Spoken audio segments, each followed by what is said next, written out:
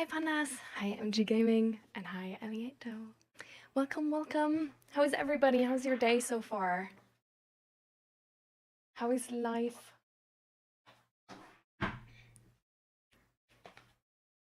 How was the weekend?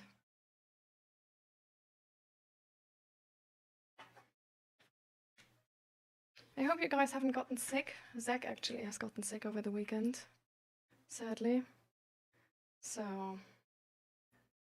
today is gonna be a little bit of being here with you, and then every once in a while checking in with him if he needs anything. And that's, I don't know, that's the plan for the stream, I guess.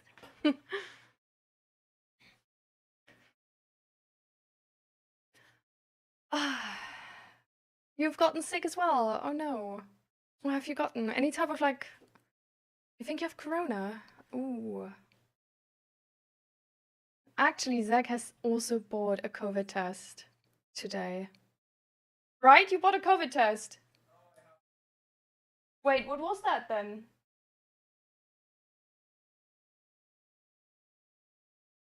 Oh, okay.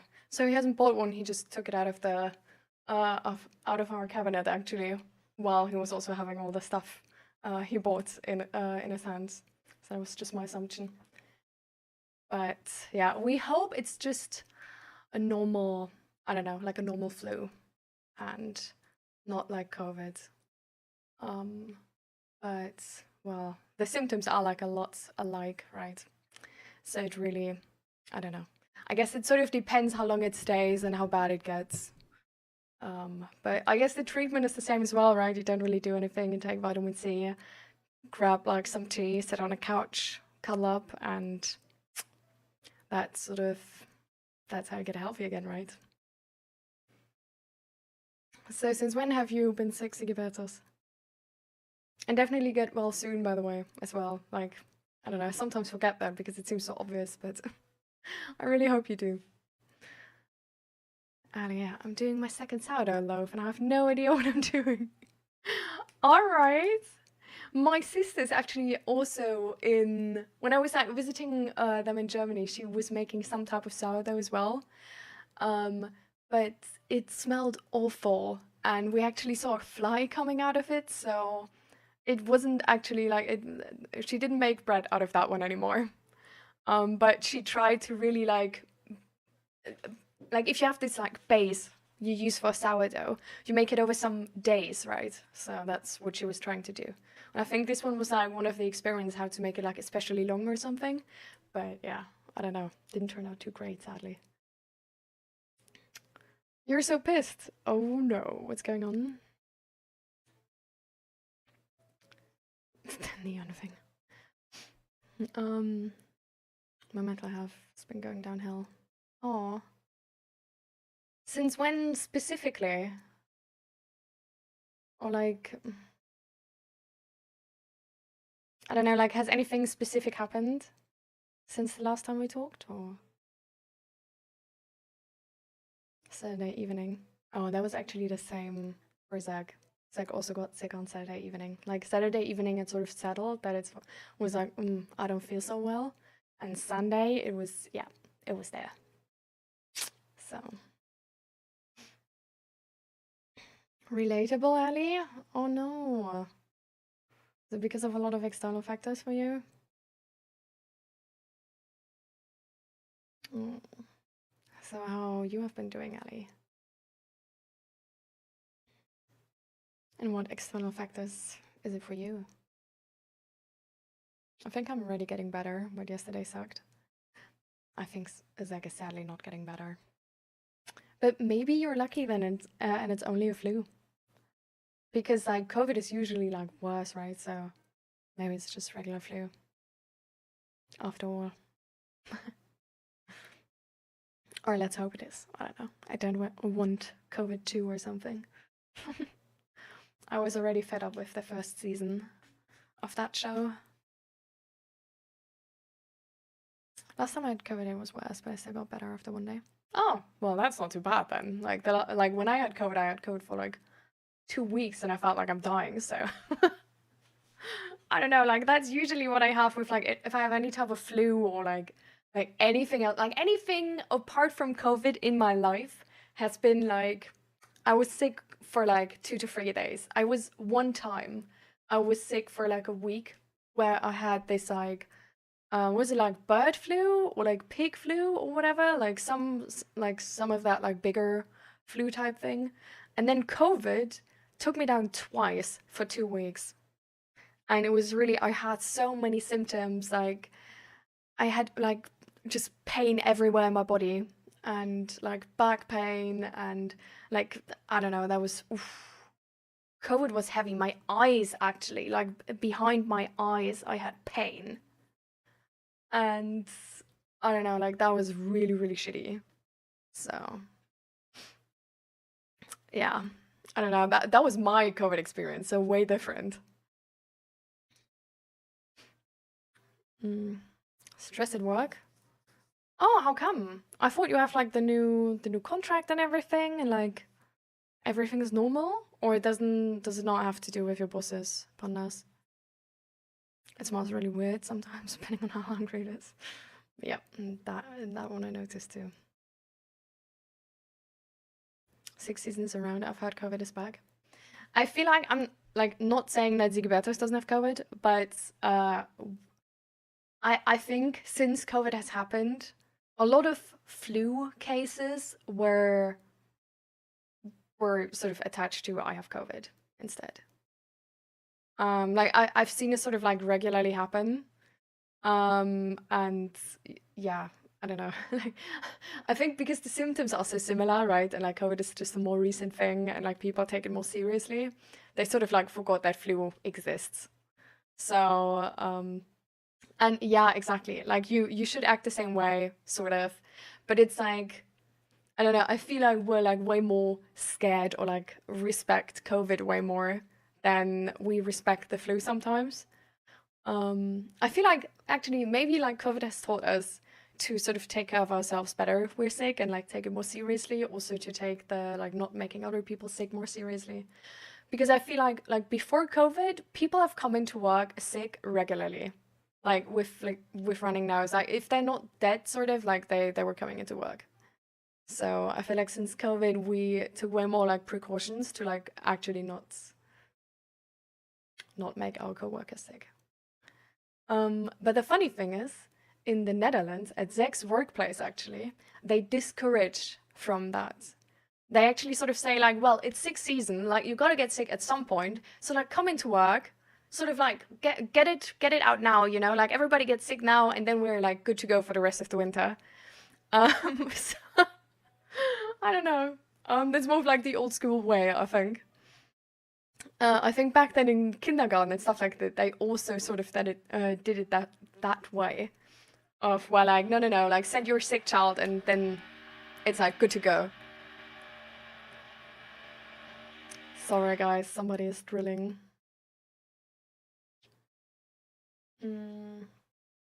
I was positive for 3 weeks, but I laid in my bed for like 2 days. No, like I don't even know how long I was positive. I know that I actually only got positive after 1 week of COVID. So the COVID tests last time I had COVID was absolutely no help at all.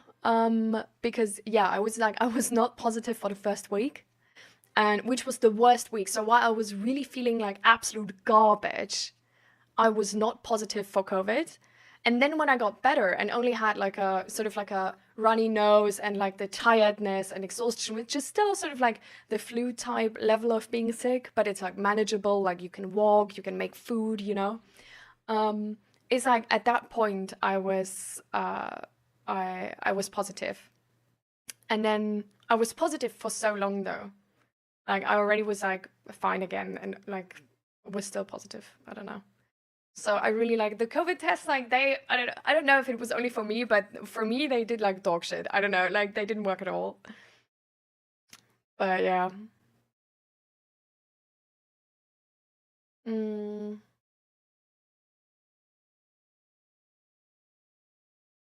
Didn't they do that pre-vaccination? With COVID?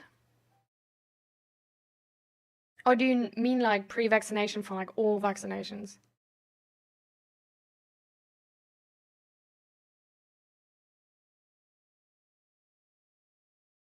free from all. Oh, vaccinations are pretty old. Like I know like times where like the information from Zach's work is like I don't know, like from 2 months ago, right? Where somebody told him that. And I know that this has also been done at I think the kindergarten of my sisters and stuff like this. Because there's a few sicknesses like you should have when you're young or something, because they're like less bad if you're young. And if you don't get them when you're young, you could get them when you're pregnant or something like this, and then they're really bad. And that's why they sort of like still do it. But yeah. Yeah, exactly. I think it was actually measles, Ali. Yeah. Because if you don't have it if you're a kid, you can actually get it later on, and then it's like could be deadly, or it could lead to like your pregnancy going wrong and stuff like this. So it's like for kids, it's like really like no bigger issue. But if you get it only when you're older, then it's a really big issue. So I don't know. Yeah, I don't know if it like should be done, but I know it's like it is still done. Like it's not like every kindergarten and every like workplace or whatever nowadays is like, no, we don't do that anymore. It's like so I don't know if the medical standpoint is against it. Like it could also be like still in favor for it for like some sicknesses.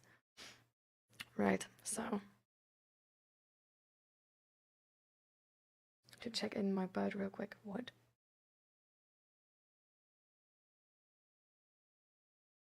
What? Your bird? Check in to what? What?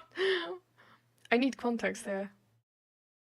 Yeah, so my friend who had it as a kid still got shingled, the first version. Ah. Check on my bird. Okay, I was like, check in where? Like the airport? The like, I don't know, doctor or whatever. What type of bird do you have? Is it like one of those like tiny, like the really common ones? These like Wellensittich, how are they called in English? Like tiny, pretty colors, usually more like one color theme though, so like multiple shades of blue or yellow, I think is the most common colors for them. Or do you have like a parrot or something like this?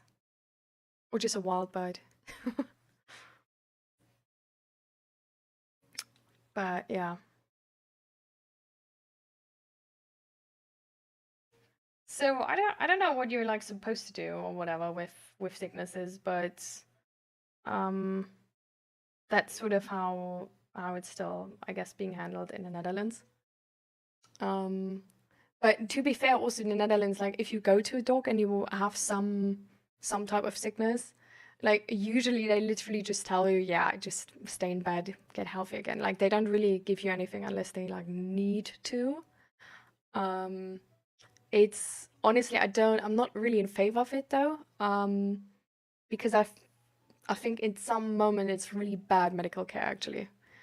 Because for example, for my chronic headache, they still haven't given me any like proper medical care for that. Like I literally had to beg to get like an MRI done. And well, that was like only of the head and no like contrast whatever stuff. And then I was put on antidepressants because that could maybe help. And then the neurologist who put me on antidepressants instantly from 40 milligrams or micrograms or whatever, like how much that is. But like 40, which is already like, I started with 10, right? So it's like 10, 20, 40. And from 40, they put me on 0 within 2 days. And like this can lead to people dying. So yeah, but they just did that because why not? I mean, I'm only in therapy for like trauma and depression and all of that. Like, that's fine, right? Like with my friend who's taking antidepressants because of depression, actually, or has been because of depression, or was it because of depression? I don't even recollect. But she's had the same antidepressants. For her, they went down over the course of half a year. And for the last 10 milligrams, she actually had droplets. to go from like 10 to 9 to 8 to 7 to 6 to 5 to 4 to 3 to 2 to 1, and then let go. Like, that's apparently the normal way you do it. But yeah, that neurologist was just, I don't know. I think maybe I have pissed her off by actually wanting help, and yeah. It's the same, yeah, it was the same. It was the same brand and everything, so it's like the same antidepressant. But with most antidepressants, like a lot of them work in the same way. And if they work in that way, that you essentially, like, you don't, like, they feel that, like, they block some receptors or something. No, they actually, like, they give you dopamine, right? And if you stop too abruptly, you just get major depression. Like, you just get major depression. Like, from 40 to 0, I literally, like, for, like, I was already in therapy at that point, but it was a major step back in therapy, actually, because I just had, like, really, like, serious depression for, like, 1 month. And, like, 1.5 months. For 2 weeks, I was feeling nauseous the entire time, because my body had, like, such a huge deficit. Because it's like raw dogging, like, I don't know, like stopping with any type of drugs. Like, antidepressants are drugs. So it's like I was on cocaine the entire time, and then I just stopped within 1 day. Like, you have major side effects. So, I don't know. Apparently not be taking lower dosages, and that will kind of suck, but there's a problem for future me. Okay, that's interesting. Yeah, I only know about the antidepressants, which works like the one I took.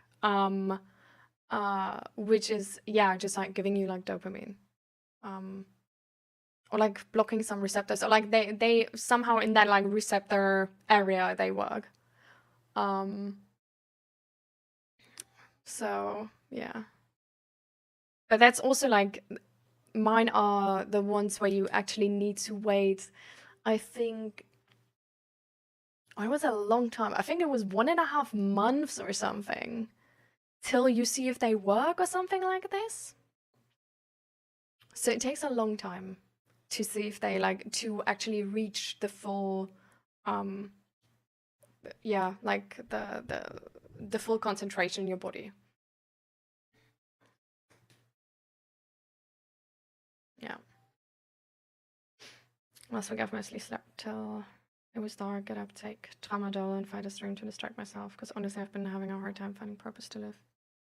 Oh. Anhedonia? What is anhedonia? I don't know, I'm sorry.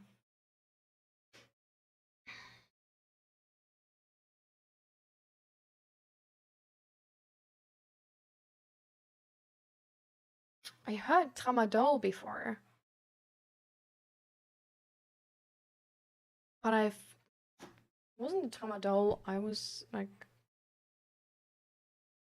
that wasn't an antidepressant, no?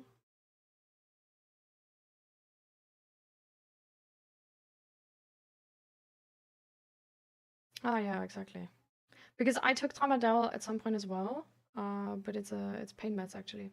It's opioid pain meds. For what do you take them? Right now, or like mostly right now.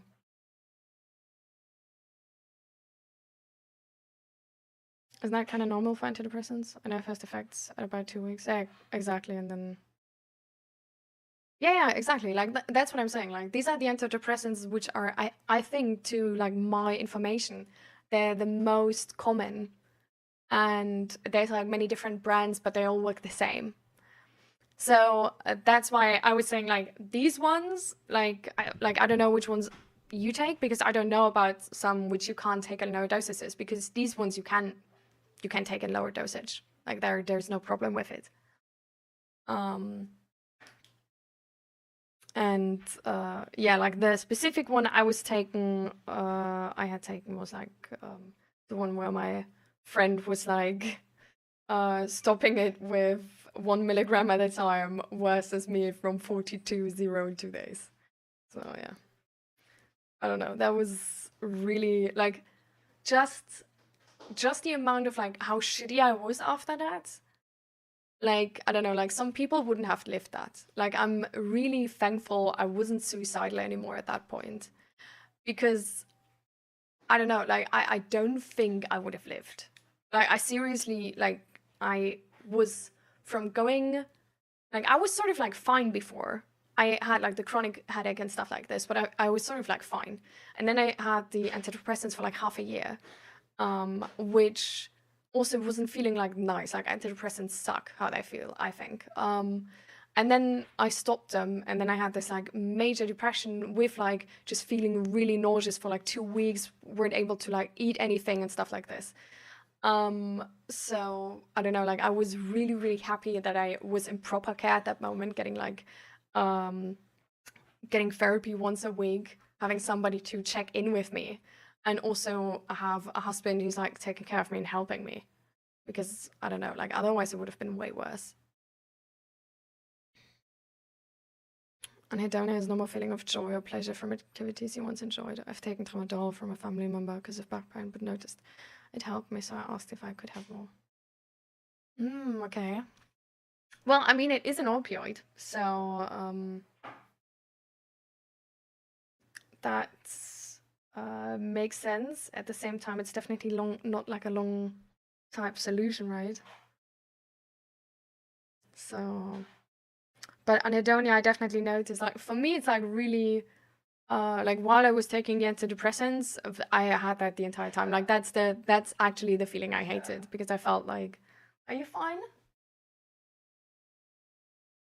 Because it felt like, yeah, it just felt like shit. Like it's literally like what you described with the purpose to live. It's like if nothing is fun, like I didn't have like as much lows or like as deep lows while taking the antidepressant, but at the same time, the regular day was just way more shitty than usual, and I didn't have any highs anymore, and it was just, I don't know, I also didn't have like as much empathy anymore. Like I really noticed how I'm like a shitty friend while I was taking it, like the antidepressants, not the tramadol.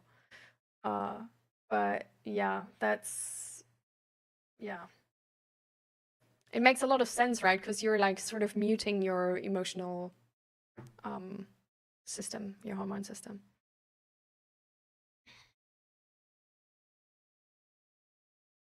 Yeah, the tramadol works different because it's pain meds. We actually know, interesting study. Let me see if I can find it for you guys and show it to you, because I feel like it could really help to understand this.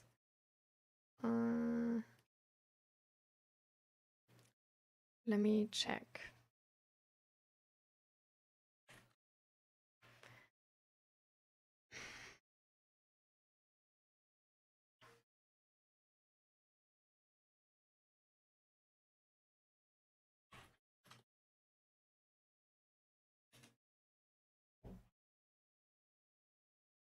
Ah, okay.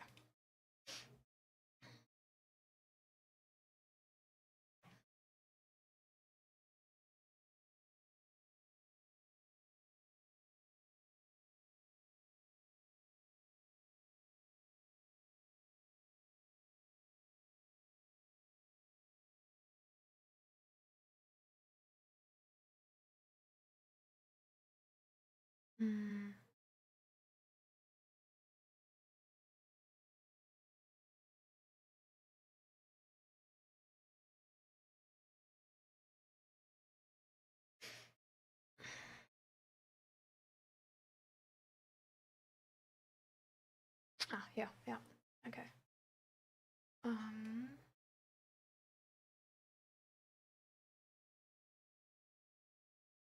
Okay, I know it's mostly used for medium pain killing. I don't think so. Tramadol is from, wait, let me check, but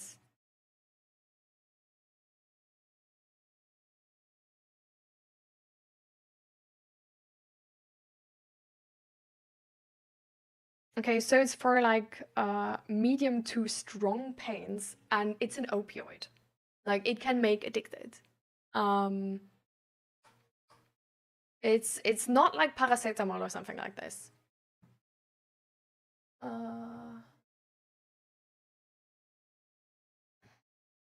Like I only got it because of my chronic pain, and it's the hardest thing I got. Like they put me on paracetamol first for the chronic pain, letting me take the full dosage per day of paracetamol. Then they gave me something with N, which I took with the paracetamol. And when that didn't work, on top of that, they got me tramadol.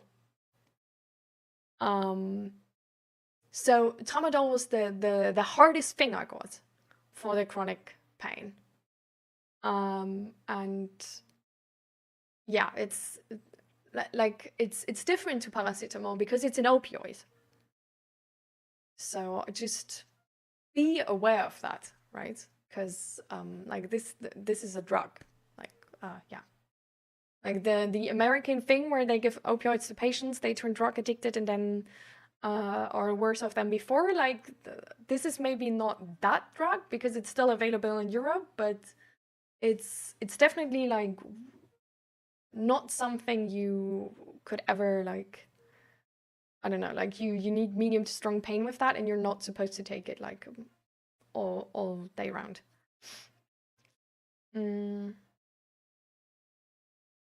But so I wanted to show you the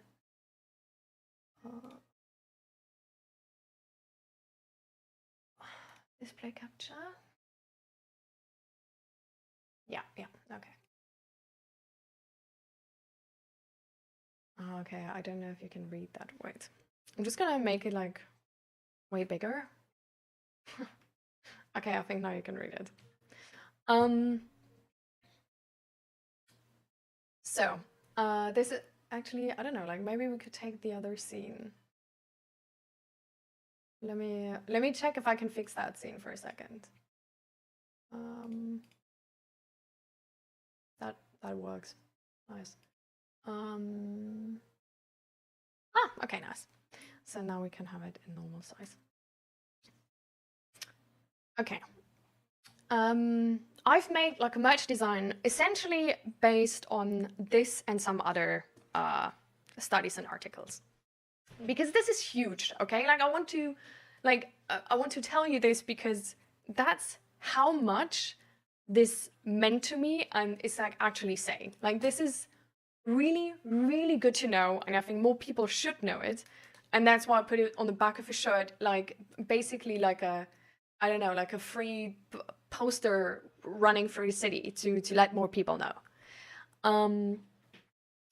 So they did some like studies, and essentially it's like, yeah, rejection feels lousy, blah blah blah, and now they looked into how that pain is actually being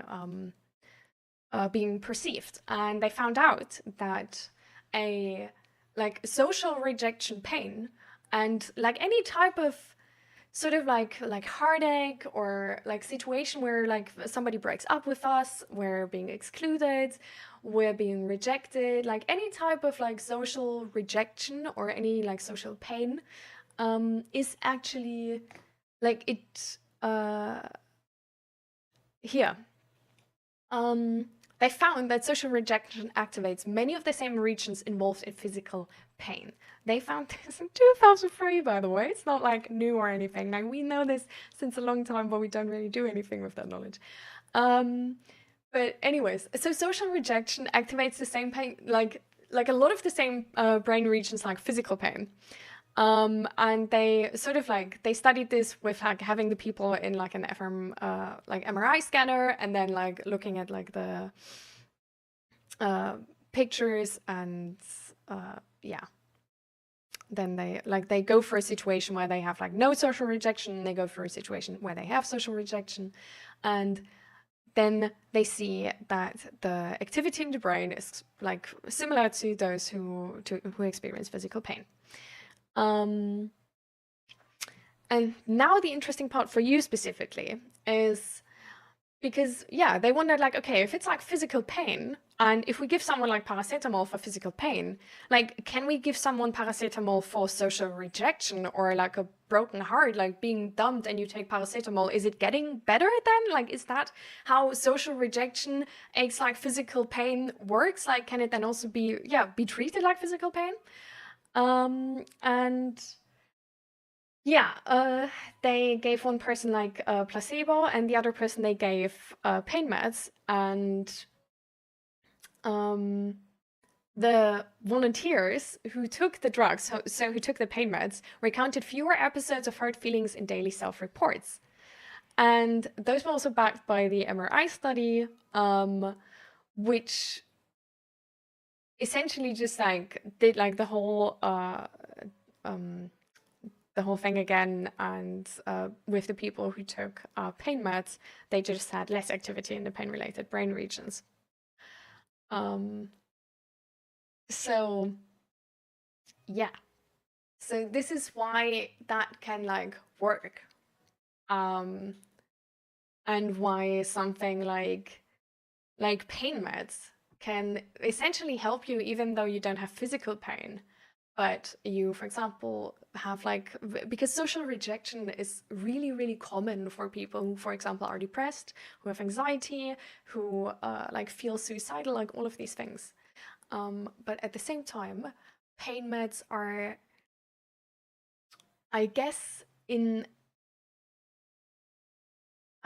this feeling like you maybe don't have a purpose anymore, or feeling the like anhedonia, is actually also related to this, which I'm not sure, right? Because I haven't like looked into a study on that. But I think since we take antidepressants to sort of like get like a similar effect, maybe taking pain meds for like a longer periods of time like this is also making you like numb, because you don't have these ups and downs anymore like you should have. But everything is sort of like not hitting you anymore, and which makes you feel less alive and more just sort of being there, which just makes your day shittier. Like I felt when I was like on antidepressants, like it takes so much of the being alive part out of your day that it just doesn't feel worth living anymore, because having like a hard day is shitty, but having no good days to avoid a hard day is even shittier. And for some people, we need antidepressants, right? Because they would actually, with the next low, kill themselves, which we want to avoid, right?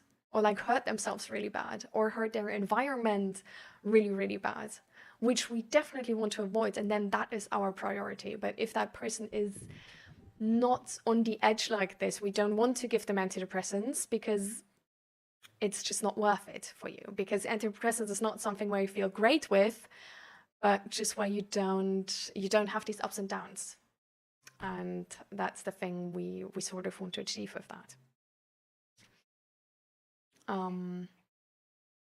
But yeah, I would be really careful with taking pain meds, especially pain meds like tramadol, on a daily basis. I would, like, I'm not a medical professional, but especially when you don't have a medical professional telling you to take them daily and sort of supervising this, but if you just take them daily from like a friend or something, there's studies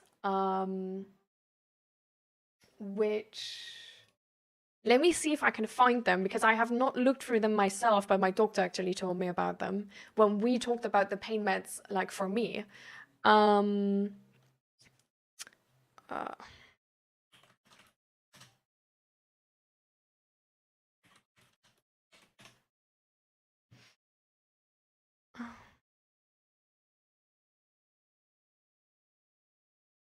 Yeah.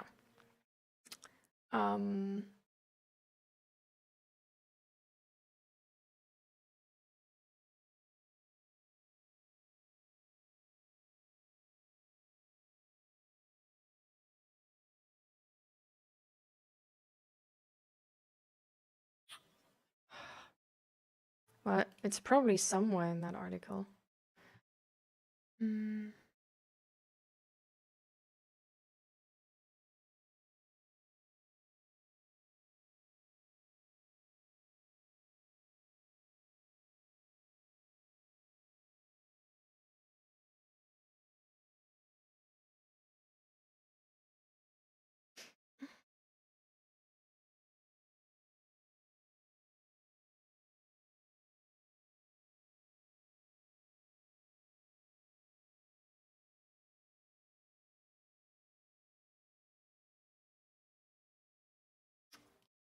well, this is all in one direction. But yeah, it can increase the levels of pain. So you can actually get pain from taking pain meds. So yeah, this is the article from before. But yeah, so that's sort of the thing I wanted to point out, because this can become worse than before. Like, this can make it worse, and not only better.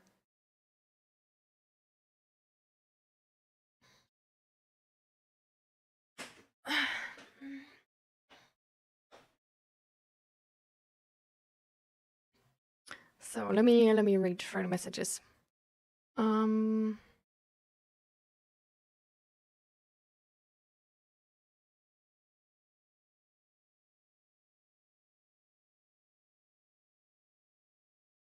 It's like having 2 days. It's been a month since I got ghosted by my long distance girlfriend who has BPD, probably split on me, which by the way worsened my depression significantly.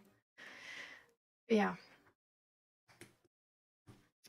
Like, that could literally be it.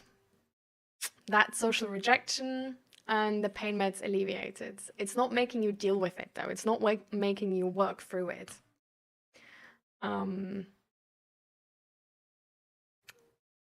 And also with the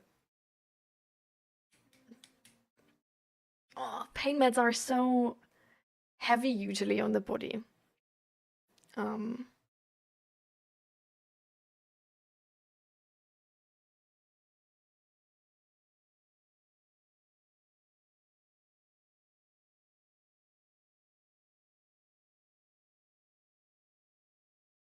I've gone cold turkey on weed and booze before. It's not easy but doable. Maybe I just don't have an addictive nature. I definitely think there's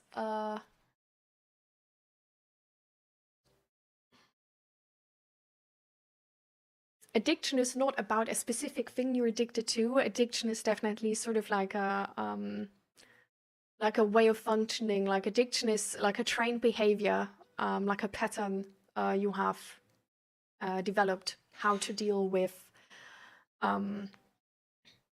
how to deal with bad situations, negative emotions and stuff like this.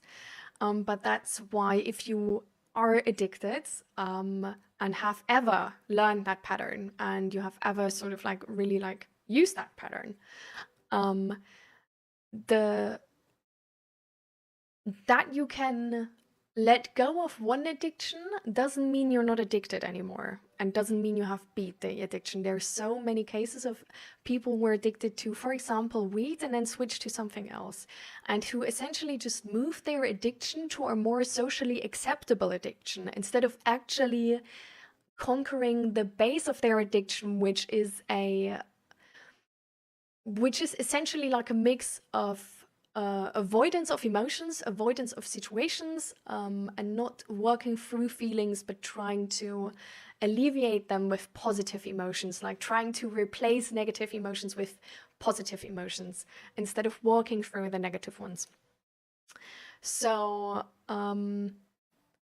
I think it can, like, like the way alcohol and weed, for example, and other drugs are described, I feel like with alcohol and weed especially, it's not maybe the same as with like some of the harder drugs, because the thing itself is not, like, I don't like how we describe the thing itself as addicting, because I feel like it's really just sort of like how you handle it. Like, I feel like why we maybe describe it as addicting is because it's definitely something which is just net negative in total. And so, for example, smoking, like, I would describe it as addicting because I don't think there's a person smoking who's not addicted. because I just can't believe that, like, but this is not like a sort of like an official, like, and that's like how it should be done or whatever, but this is just my personal opinion. I just can't believe that anybody is doing this out of free will, sort of. Like, it stings, it's disgusting, it makes like, there's only negatives to it for me. So this is why I would like personally say, like, okay, like, this is definitely addicting, because no way in hell you do this and you're not addicted.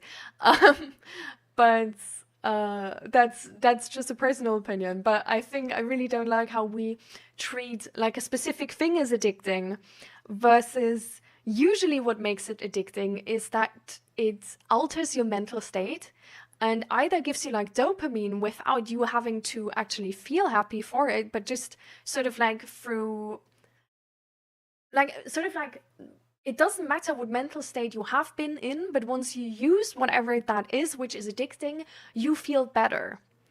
And I think that makes it to a thing which can be used as like to avoid negative emotions and to replace negative emotions, which in turn is that addictive pattern. But you can be addicted to like so many different things. Like, you can be addicted to sex, to porn, to weed, any other type of drug, to booze, to smoking, to social media, to gaming, to like buying things cheap, to just buying new stuff in general, to eating, to I think to sport actually as well, but I'm not necessarily sure about that. But yeah, to collecting some stuff, like you can be like, there are so many things which can usually always give us joy or make it better, and to all of those things you can be addicted to. So it's not really like, I don't know, like we could call like nearly everything addicting. But yeah, it's really like this addiction pattern which makes it addicting instead of the thing itself. Porn addiction, yeah, and it's a big issue. Like, honestly, it's a big issue. You're not at the gym? No. Hi, still, welcome.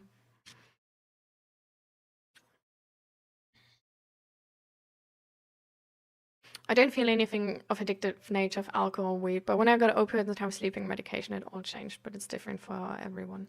I sometimes wish I was more into alcohol since it's more socially normal. There's always something we want to avoid.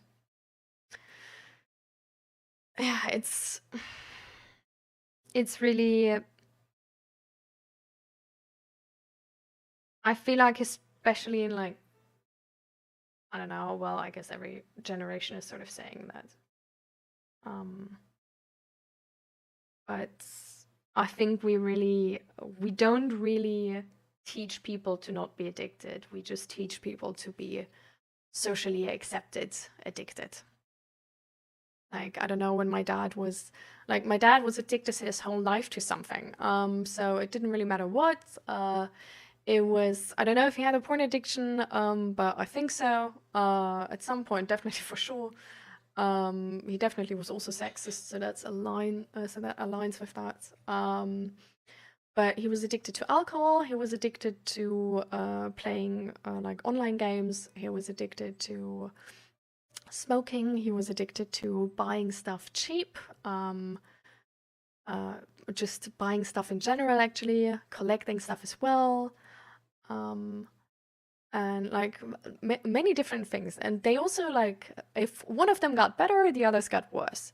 So, for example, when he stopped drinking because of like COVID and like you couldn't go to bars anymore, his like buying addiction got worse, and probably also his like online gaming addiction.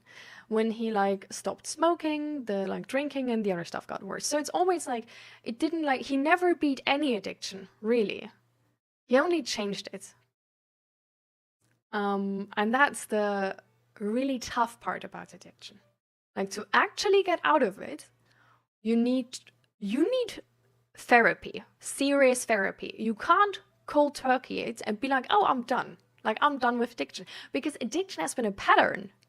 Addiction is not the weed. Addiction means you feel shitty about yourself or with the day. You've been like, I don't know, you feel demotivated or sad or whatever. Like, you have any thing you want to avoid.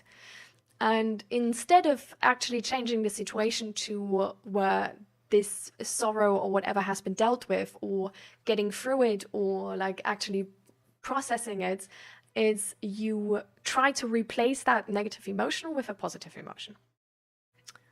And that's the addiction. So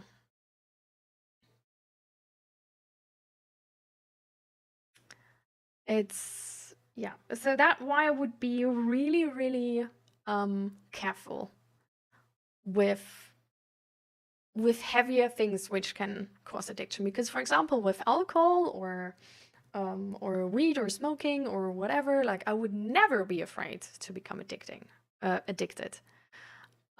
Because I don't even feel like it's like nice or whatever, so I could always stop it. And also, if I were to stop it, the side effects wouldn't be that bad. But if you start something and you take it for a longer time, there's always like bodily side effects which could be worse. Like it's a difference from taking something once and taking something for 2 months and then stopping it again. For example, sleep meds, like Ellie said, like that can also be addicting. And it's like the side effects to stopping with that are really rough as well, right? It can mean that you can't sleep for like weeks, maybe. Like not properly, you know, where you can't properly get rest, which is super hard to handle and sort of to compete with. Like there are some people who are not allowed to stop smoking because the side effects would kill them. There's like, so it's not only about, like with most addictions, like the addiction part itself is like a lot of it is mentally and starts mentally. But there's also like a physical component which makes it harder to stop and get like, yeah, just get out of it, sort of. So there's, for example, there's a really, really nice video. Let me look it up.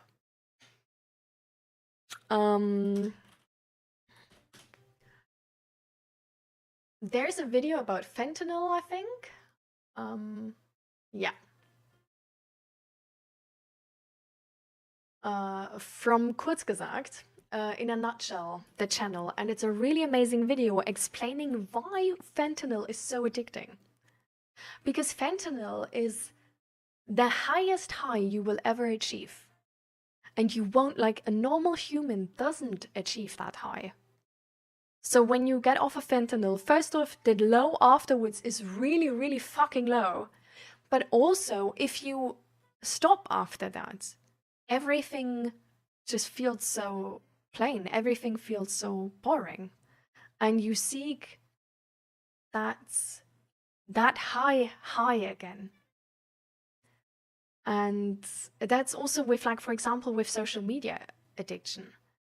Like, usually with, like, things which are really addicting are really good at something, giving us something, which we usually wouldn't get. For example, social media addiction, like TikTok, for example, is really good at giving us, like, happy hormones really quick.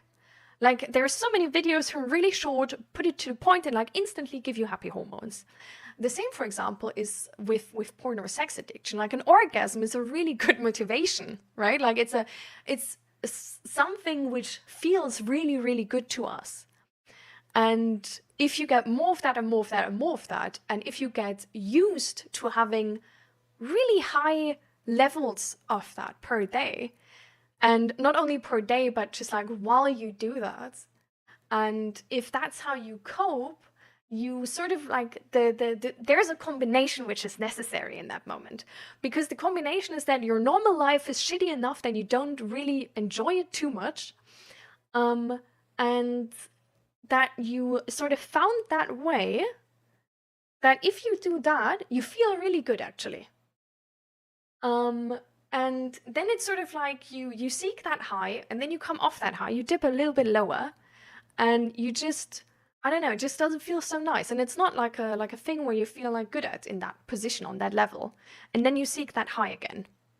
But if you don't, if your normal life is like good, you like, I don't know, and if you're like mentally stable and stuff like this, and if you know how to handle negative emotions, and you're sort of just you're not in that area where you have these big positive emotions that often, then you don't feel like you're missing something if you don't have them in normal life. And that's like, I'm not gonna, like, what this video about the fentanyl really showed so well, I think, is that it's not illogical to want that high again. Because outside of that addiction, your life does seem dull and it does seem shitty. And so it's sort of like, it seemed like it really, like your logic is actually also working towards maintaining the addiction. Because otherwise it's not as fun, right? Life is not as fun. Like, I just feel exhausted the entire time, or I feel tired the entire time, or it's just I can't sleep well and I don't have as much energy or whatever. So it's really like, it pulls you into it because it's hard to do without. And the same as low-key with sugar, actually. There has been a time in my life where we started with gym really, really intensely. And because of that, we were eating like way less sweets, like nearly no candy, sweets, chips, whatever. We were eating sort of like chicken, vegetables, and rice or noodles, and that was it. And after, like, there was a product I sort of liked before. It was like a pre-made meal, like a pre-made currywurst. And then we did this like fitness food whatever thing for like 2 to 4 weeks or something, and I wanted to allow myself sort of like a cheat meal, and I bought this currywurst thing again, and when I ate it, it tasted like shit. It tasted so sweet. Oh my fucking god, it tasted so sweet all of a sudden. I remember eating that and it was absolutely fine. But then when I ate it, it tasted so abhorrently sweet all of a sudden. It tasted so different that I really believed like there must be something wrong with this package. But no, it was just because we cut down on sugar so long that our bodies weren't used to it anymore as much. It's the same when you cut down on MSGs and like all types of MSGs. And it's like all of a sudden using sugar in something actually mattered again. And so many things were too sweet. And just adding like a tiny pinch of sugar was already feeling like candy. So it's really like a lot of these things are about balance actually. And sort of like what we're used to and what we're not used to. And yeah, that's really interesting, but that's also like the dangerous part, sort of.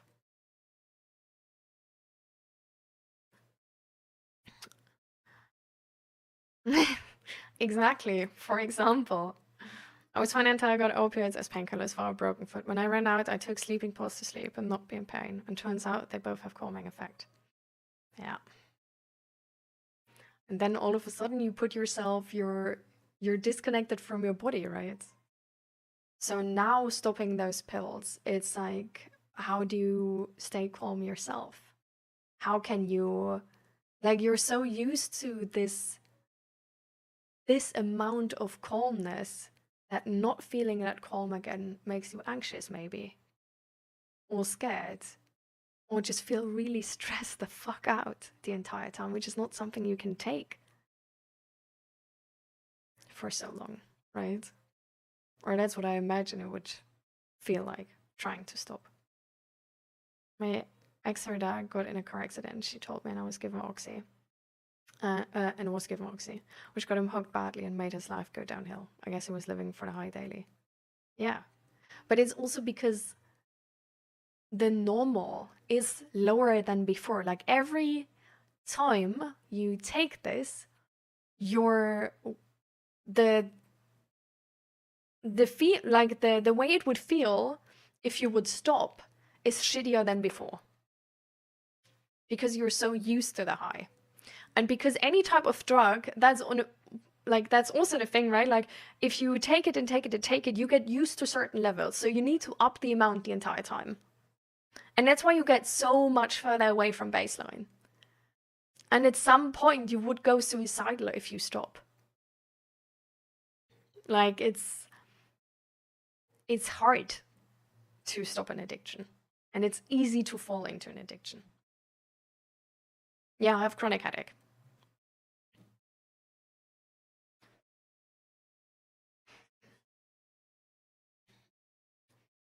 I have chronic headache, but I just don't take pain meds, so.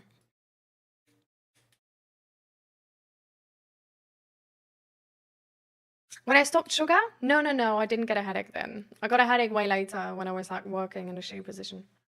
And then it just, like, I was also in like a really emotionally stressing the fuck out, traumatic type, like re-traumatizing situation. So a lot of things coming together. And then I worked 2 jobs. I was really stressed. I didn't have time to actually go to the doctors. The doctors were borderline useless. So I didn't go there because I thought like, oh, it's just gonna go away at some point.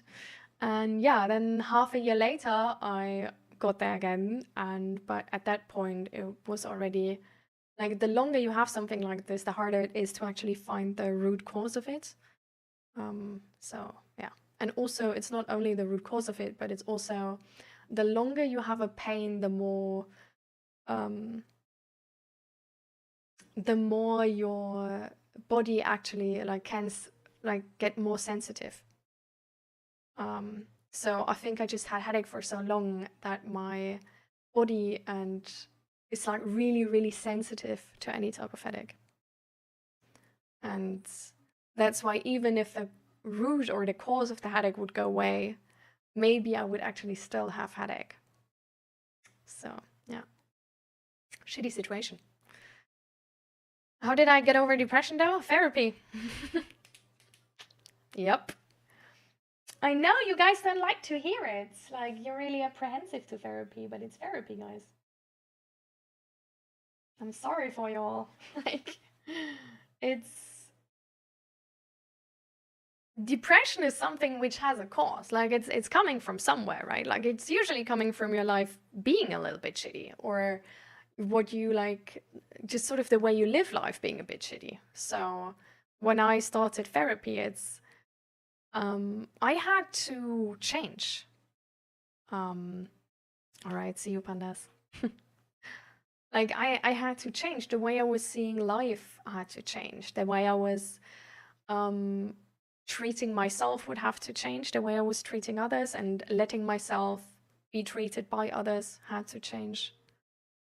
I had to respect my own bodily boundaries, for example, better, which is something I was really bad at before, because I really was so much about efficiency and performing and stuff like this, and perfectionistic, and nothing is ever good enough.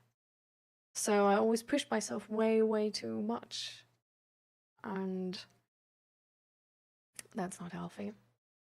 At the same time, I was so bad at expressing boundaries to others as well. And really advocating for myself in a way where I would change my life to have good friends, to have people in my closest circle who don't disappoint me the entire time, who don't disrespect me or stuff like this, who don't give me that emotional pain we talked about, which is like physical pain. At the same time, I had to learn on how to speak up, because I had a really shitty perspective on life. I had the perspective that you couldn't rely on anybody else. I had the perspective that people around me would instantly hate me if I don't fulfill their expectations.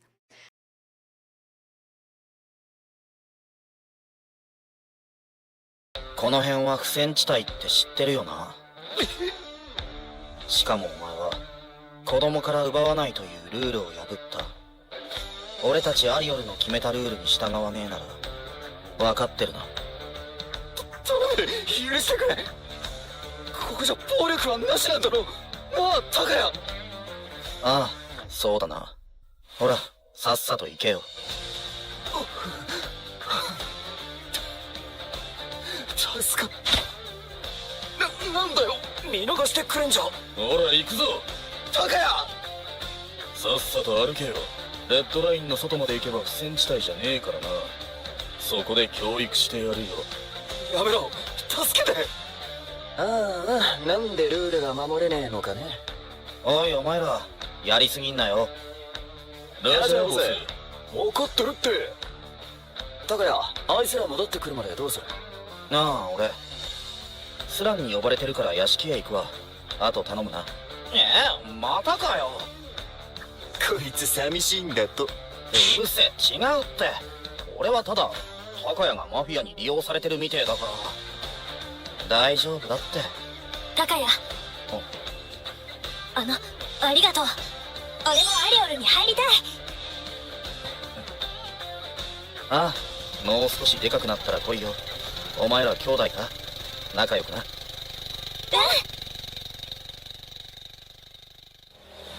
この町はとても貧しい。特にこの辺りは治安が悪く収拾がつかなくなった。政府はスラム街の周囲にレッドラインと呼ばれる規制線を引き、ラインの中で起こる事件や事故には基本的に関与しない。そのため無法地帯となっている。レッドラインはただの線だ。出入りは自由だが、外から入ってくる奴はほとんどいない。まともな生活を求めて外へ出る奴らも大半はうまくいかず、結局帰ってくるか消息不明になるか。親が帰らない子供たちはストリートチルドレンになる。あ、タカヤだ。タライン付近では週に一度その子供たちに国から配給があるが、それすら奪おうとする奴らもいる。だから俺たちが自警団アリオルを作り、不戦地帯としてルールを決めて見回りをしている。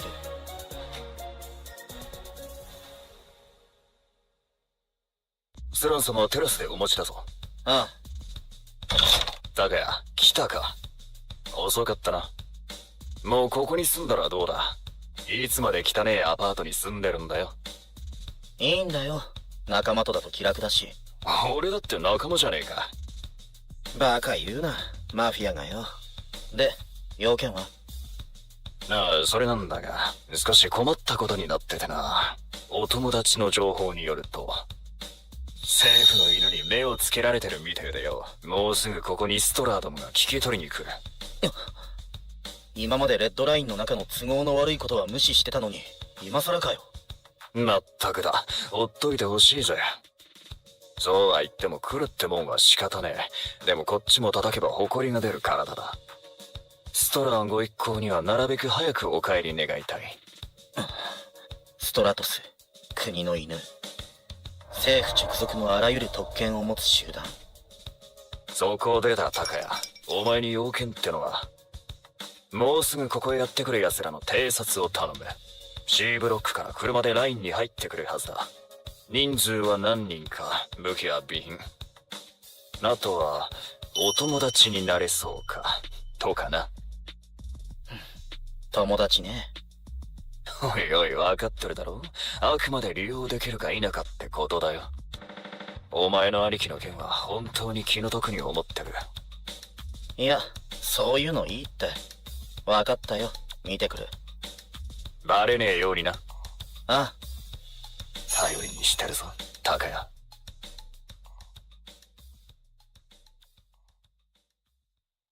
C ブロックならこの辺で一度車を止めるはずだ。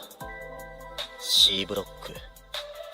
あの時もここだった。兄ちゃん、兄ちゃん。8年前。嘘だろ、兄ちゃん。どうして？なんでこんなこと？うるさいな。ガキが人のもの盗もうとするからだ。自業自得だろ。行こうぜ。これだからラインの中はよ。まったくだ、嫌になるな。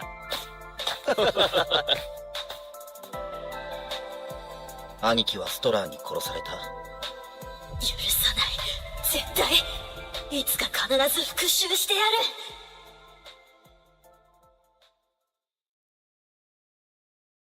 いやー、しかし今日は本当にいい天気だね。はい、タイ。道はどうかな？分かった？申し訳ありません。何せ道が多くて。そうか。誰かに聞くにもさっきから誰も。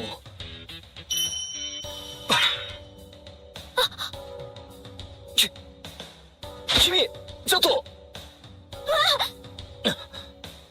これは僕のバッグだ。返してくれないか？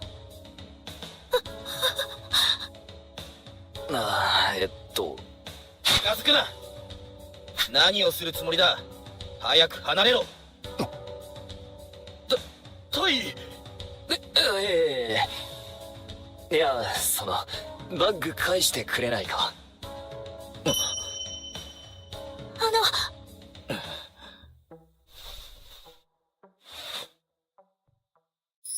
よかった。昼抜きになるとこだった。タイ。お腹空いてたのかな？それにしても取るのは良くないよ。ごめんなさい。はい、これあげる。ビールの分だけど。私の。いいの？うん。さあ、もう行きなさい。ありがとう。君はあの子のお兄さんとかじゃないんだ。なんだこいつ。しかしやばいな。顔見られた。そうだ。君知ってるかな？スランって人の屋敷へ行きたいんだ。迷っちゃって。あとガソリンと食べるものが買える店とか。地図が古くてよくわからないんだよ。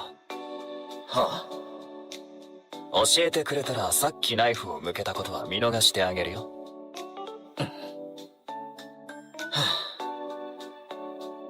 3ブロック先を左に入れば赤い看板の店がある。そこから南へ500メートルくらいで屋敷に着く。ありがとう。助かったよ。じゃあまたね、タカヤ。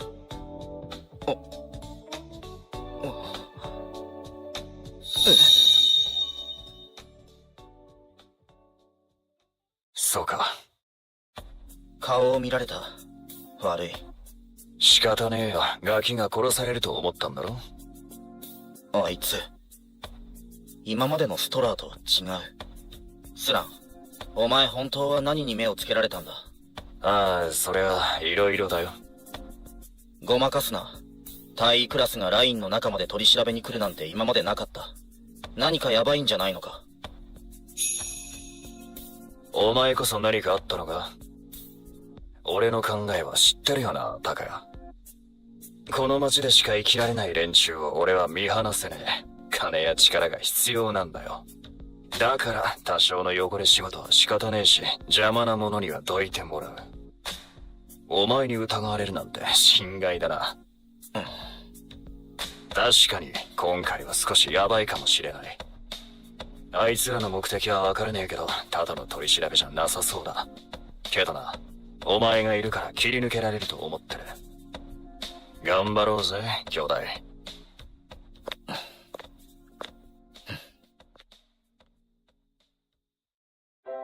お前か、ガキのくせにこの辺で体打ってるって。ああ、血出てるじゃねえか。死んじまうぜ。パンくらいなら食わしてやる。来いよ。いえ、マフィアは嫌いだ。たくましいガキだな。わかったわかった。俺の知り合い紹介してやるよ。安いけどちゃんとした仕事してるやつな。それならいいだろ。だからよ、もうそんなのやめちまえ。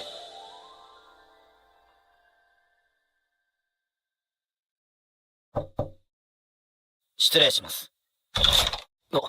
君？スランは間もなく参ります。お座りになってお待ちください。どうして名前を知っていたか聞かないんだ。どうぞ。実は僕、人の心が読めるんだ。今、高谷が思ってること、当ててあげようか。話せ、クソ野郎。当たり。ここに来る前、あんたはいろいろ調べてきてるはずだ。アリオルはスランと関わりがある。リーダーやメンバーのことは調査済みだろう。何が心が読めるだ、このクソ野郎。失礼します。お待たせしました。スランです。高谷、戻っていいぞ。外で待ってろ。あいつ、お前の手握ってたな。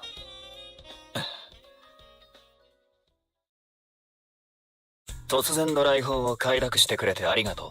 僕はストラトス本部対マキシム・クレインシュタインだ。ようこそ対。で、ご用件は？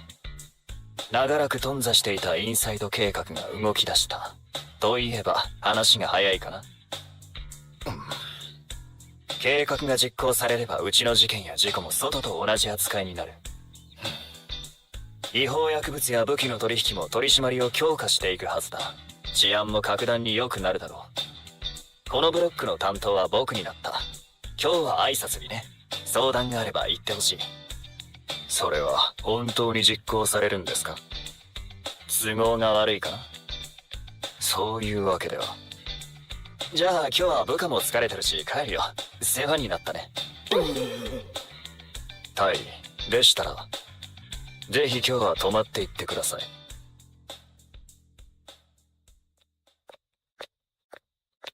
くそ、インサイド計画だと資金源が断たれちまう。スラン。お、高谷。高谷、頼みがある。何？今夜あいつと寝てくれ。何言ってんだスラン。めちゃくちゃ言ってんのは分かってるけどよ、あいつがお前にハマればこれから安心だ。そうでなくても男とそういうことをした事実を作ればそれをネタに有利な方へ持っていけるかもしれねえ。頼む、助けてくれ。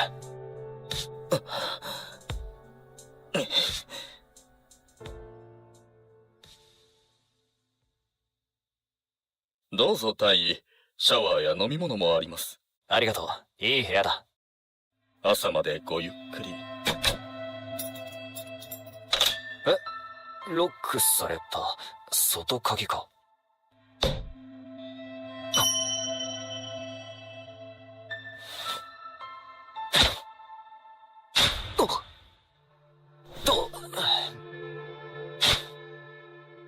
びっくりした。いや、高谷。君の部屋なのか？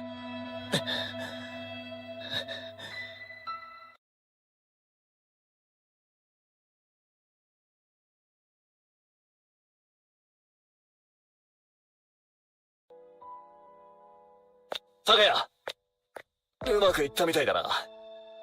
つながりができて一安心だ。助かったぜ。シドに無理に薬を打たれた。俺はあんなものなくてもちゃんとできた。悪かったけど気持ちよかっただろ。ほら、大尉が帰るぞ。見送りに行こう。世話になったね。もう大丈夫か？はい、すみません。またのお越しを歓迎します。高谷、うん、昨日はありがとう。本当のクソ野郎が誰か分かっただろう。またね。高谷、行くぞ。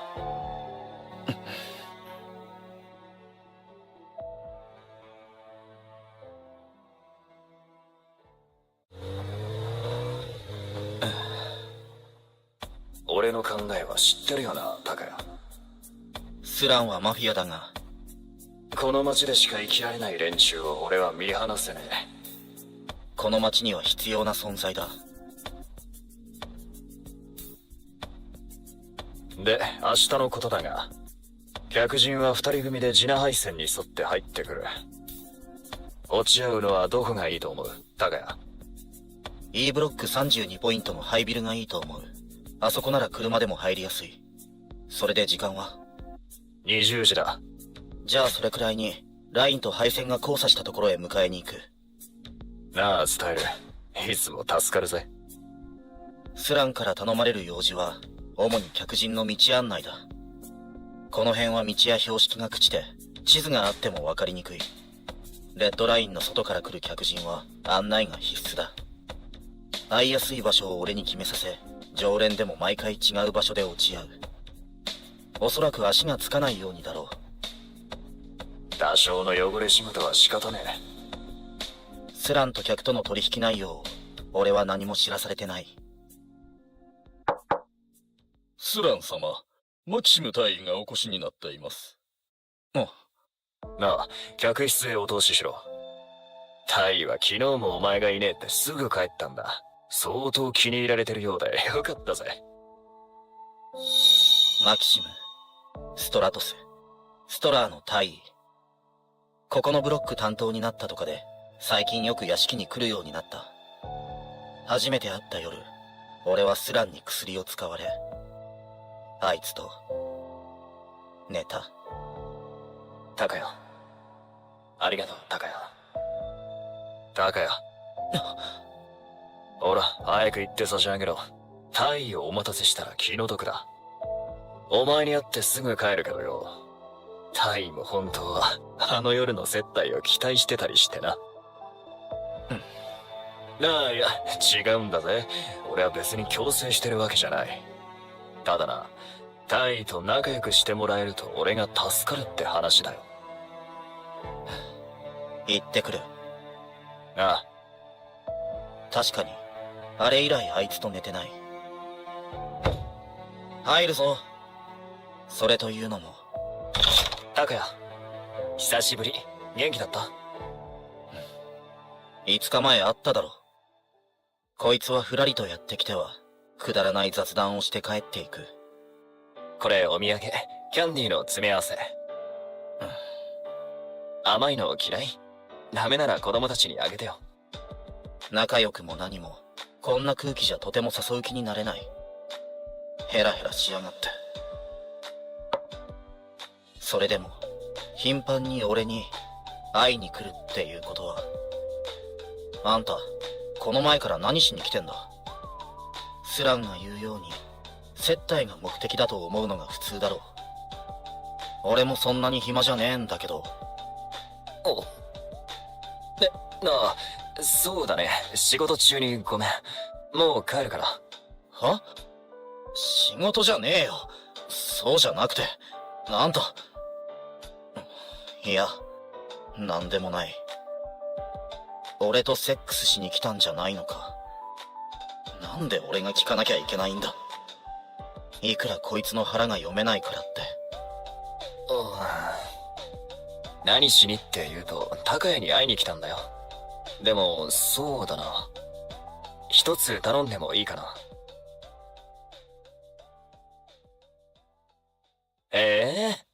ここが高谷の住んでるところか。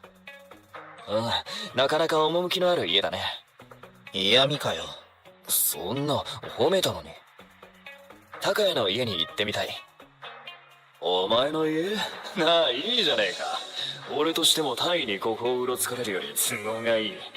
それに、タイも人目がない方が色々といいだろうし。まあな。俺としても正直、体目当てと分かった方がスッキリする。何回？3回だけど先行くな。おいお前、何してんだ。なんでストライクここにいんだ。大丈夫か、高谷。キーナ、ジェイも。今そっち行くからな。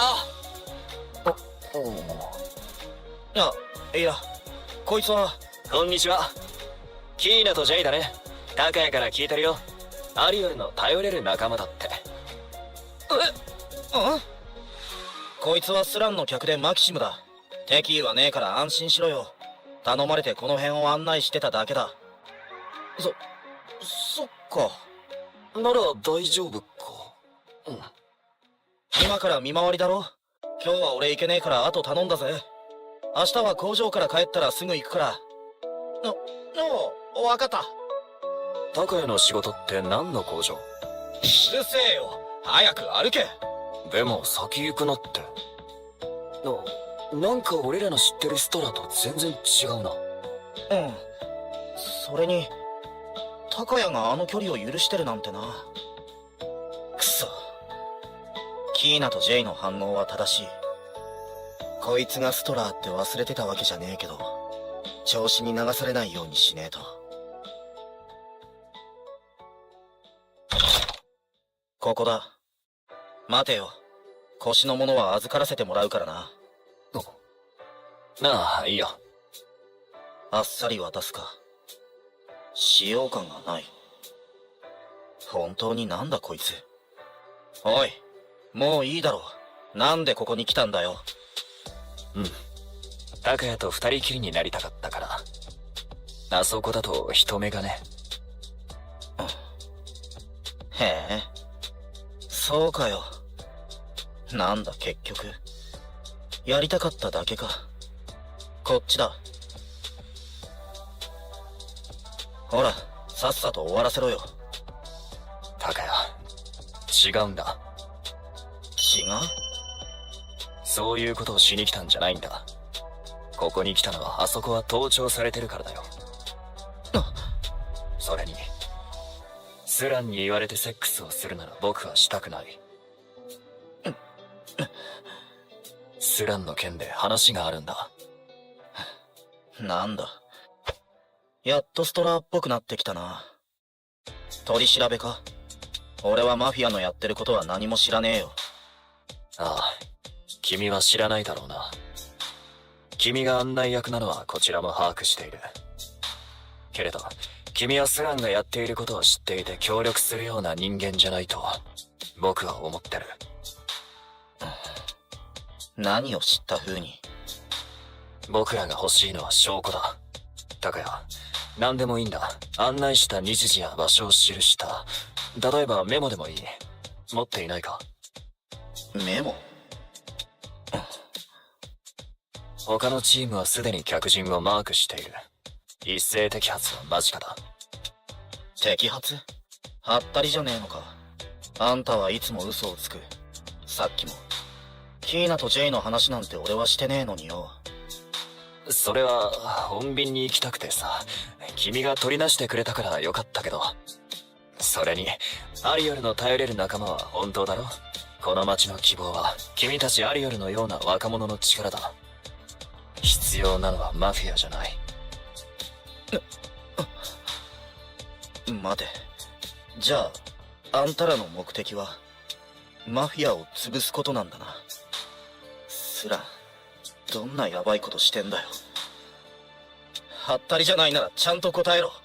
スランは一体何をしてきたんだ。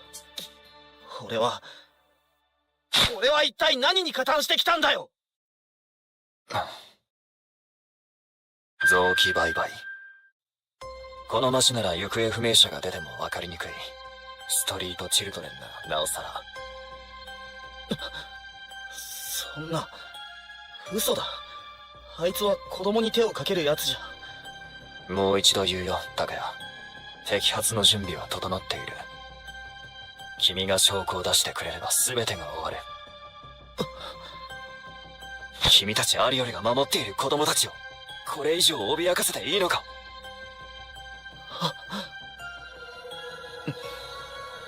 あんたが欲しがってるメモみたいなものはあるけど、一つ聞きたい。スランは死体を売ってたのか？それとも。たとえこの町でもそうそう都合よく遺体は手に入らないはずだ。だとしたら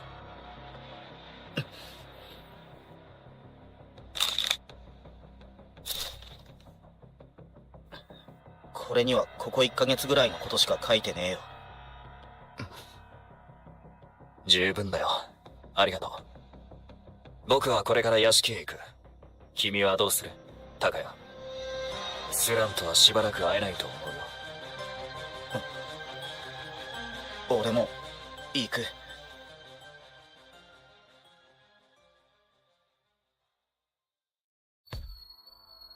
スラン。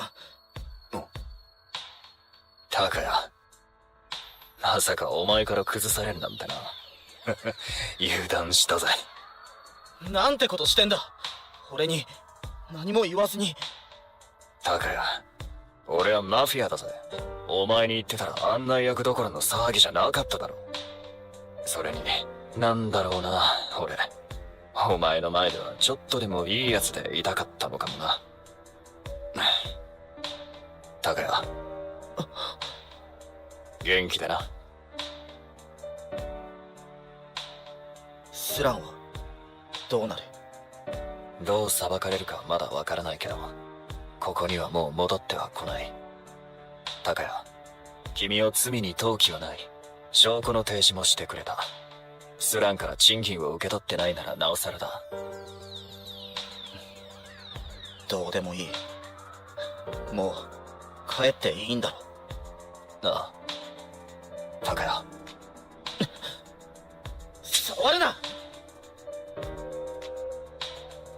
トイ。大丈夫だ。もういいだろ。あんたの仕事は終わったんだろ。人を油断させて嘘をついて証拠を集める仕事がよ。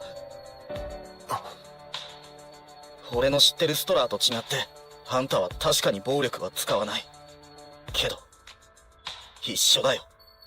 クソ野郎だ。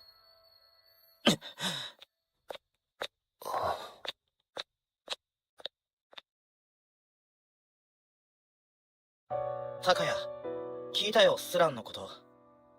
今日の見回りは大丈夫だったから。明日も俺たちだけで行けるからさ、ゆっくり休めよ。いいな、ジェイ。人を油断させて嘘をついてクソ野郎だ。あんなの八つ当たりだ。いや、タカヤ、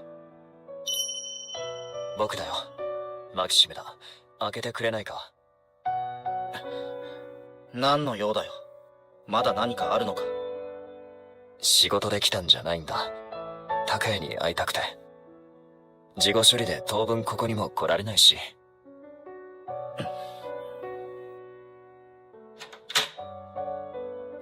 ありがとう。なんだその格好。丸腰でここまで来たのか。ああ、うん。夜はやっぱり怖いね。あげてもらっていい？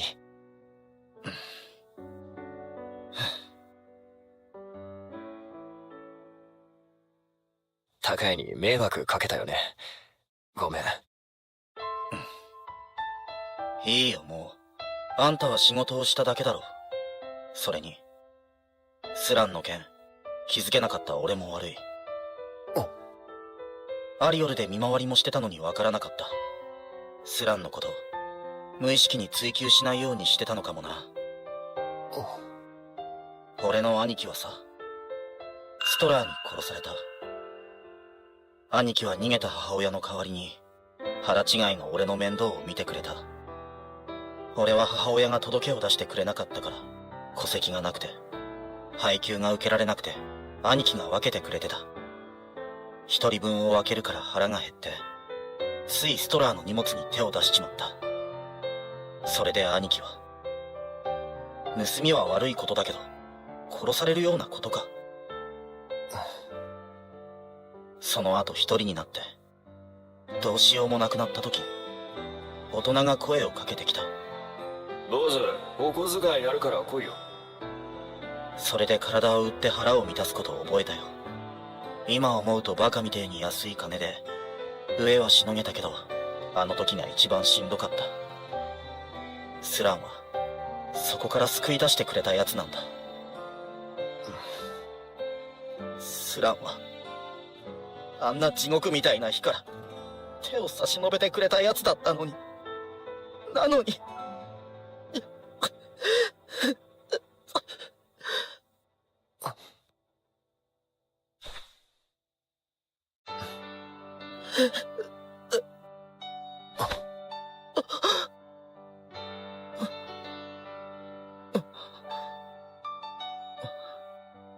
温かい。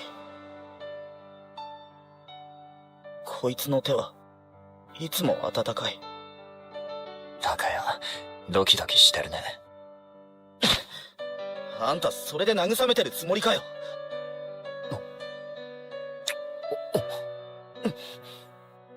高谷。どうせやるならこれくらいやれよ、ガキくせ。いや、泣いてる君をどうこうするのは。抱きついてるくせによく言う。あんたのそういうエセ紳士なところがムカつ。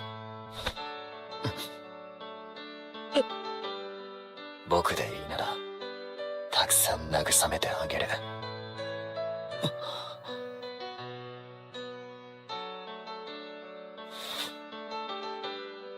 俺何言ってんだ。誘うようなこと言って。今は忘れたいだけ。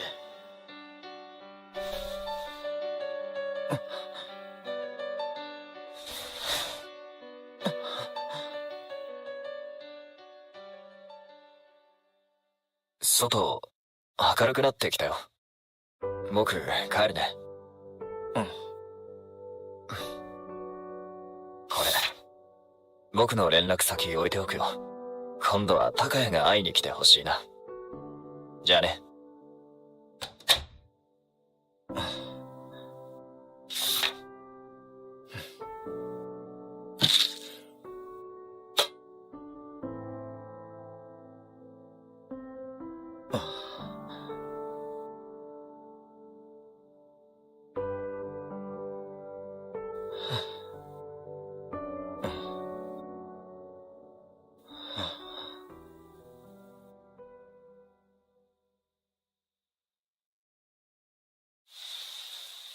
スランが投獄されてから3ヶ月が経つ。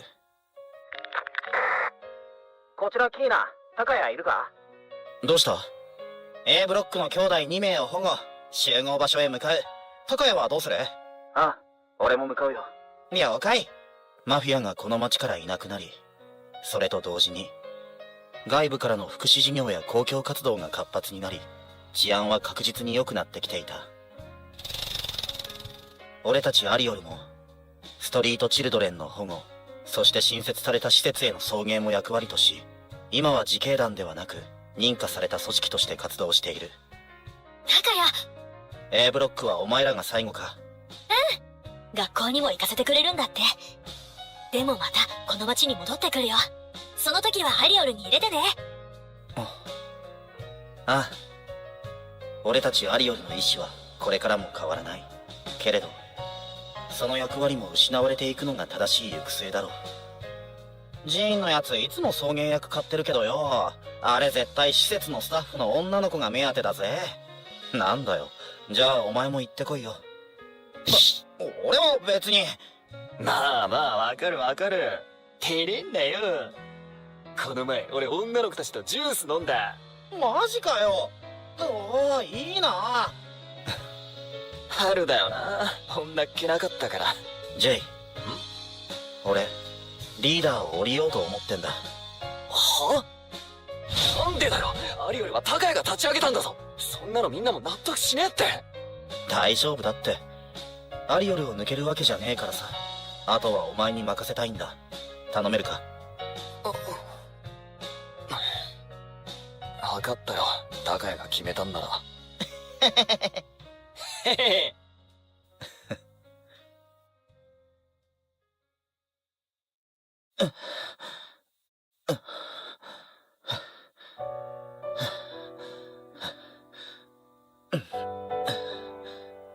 あの日以来夢見が悪い。見抜けなかったスランの悪事、そして知らなかったとはいえそれに加担していたこと、今さら考えてもどうしようもないことだとは分かっているけど、今度は高谷が会いに来てほしいな。マキシム、あの男に会うべきかずっと迷ってた。もう3ヶ月も経つんだ。もういい加減に俺も前に進まないと。へえ、サンガレスって意外に近いな。けど俺はやっぱ行く気しねえや。高谷は慣れてんだよな。慣れてねえけど何度か言ってるから心配すんな。バイク悪いけど戻しといてくれ。ナンバーないから乗ってけねえんだよ。帰りはどうする？本数少ねえけどバスもあるし大丈夫だって。帰ってくるよな。何言ってんだ、当たり前だろ。じゃあ行ってくれ。都市サンガレス、人口850万人の高層ビルが立ち並ぶ街。マキシムに渡されたメモの住所はその中心にあった。スランの使いで来たことはあったけど人が多すぎる。時間帯にもよるんだろうけど、この時間なら帰ってる頃だろうか。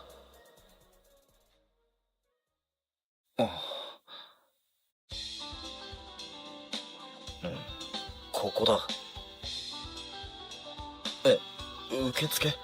ホテルじゃないよな。これは入りづらい。いや、ここまで来て何ビビってんだ。こういうのは慣れてない。例えば仕事とかもっとはっきりした理由があれば。高谷。高谷じゃないか。よかった、来てくれたんだね。もしかしてずっと外で待っててくれた？いや、今来たところだ。僕も帰ってきたところでよかった。中に入ろう。案内するね。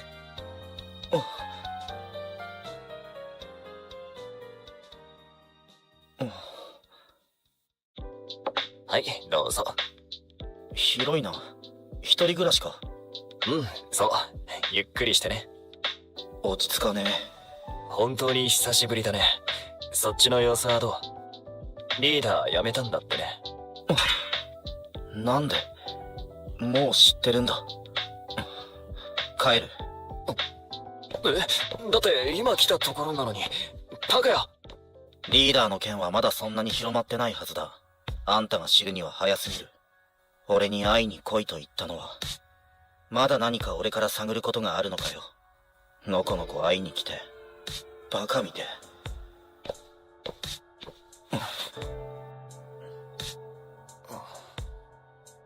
違うんだ、高谷。探ったわけじゃないんだ。君が元気にしているか気になって。職権乱用なのは認めるよ。僕にとって君を待つ3ヶ月はとても長くて我慢できずに調べてしまった。誤解させてごめん。そうか、3ヶ月。待ってたのか。帰るなんて言わないで、もう少しゆっくりしていってよ。わかった。よかった。そうそう、さっき入り口で会えた時、高谷のほっとした顔、すごく可愛かったな。やっぱり帰る。会いに来たんだからもういいだろ。なんでこんな奴にわざわざ。いや、待って、高谷。じゃあ、そう、仕事を頼みたいんだけど。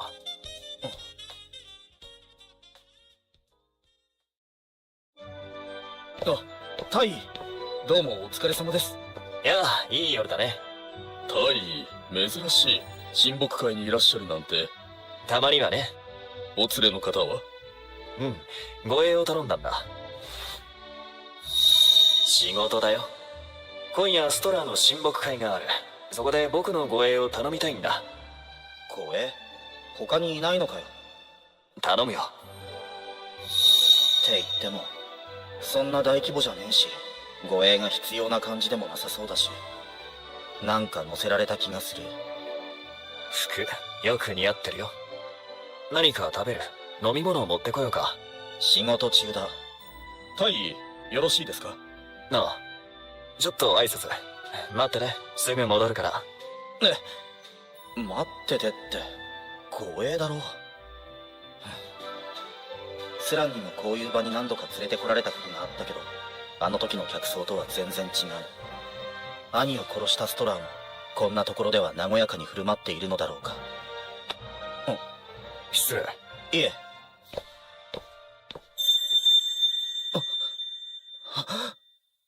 ガキが人のもの盗もうとするか。自業自得だろ。許さない。いつか必ず復讐してやる。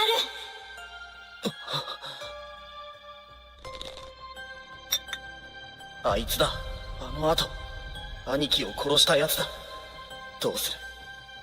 背中から脅して外に出る。それからマキシム、静かに。このままホールを出よ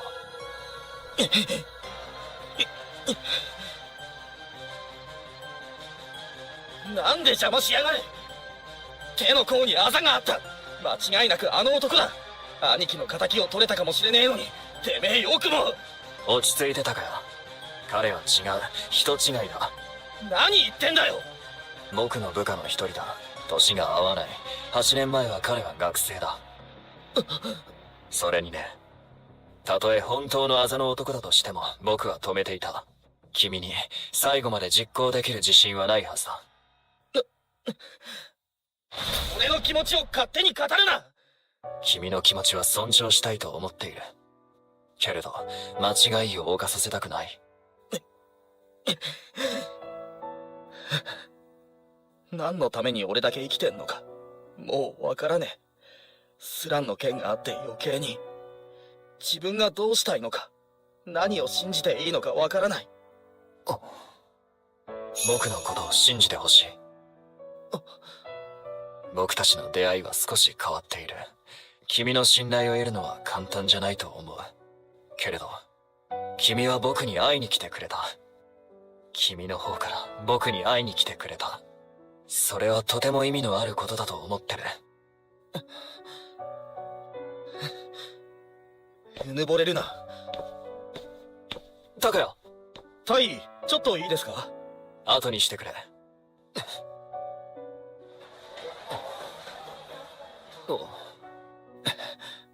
タカヤ、よかった、探したよ。タカヤ、タカヤ。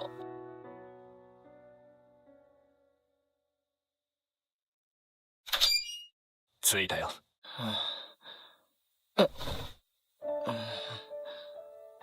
大丈夫？今水を持ってくるから。何？どうしたの？どこ行くんだよ。酔ってるね、タカヤ。いつの間にそんなに飲んだの？そんなに飲んでねえし、酔ってねえし。そうかな。いつものタカヤならこんなことするかな。あんた忘れたのかよ。俺、自分からキスしただろ。それに。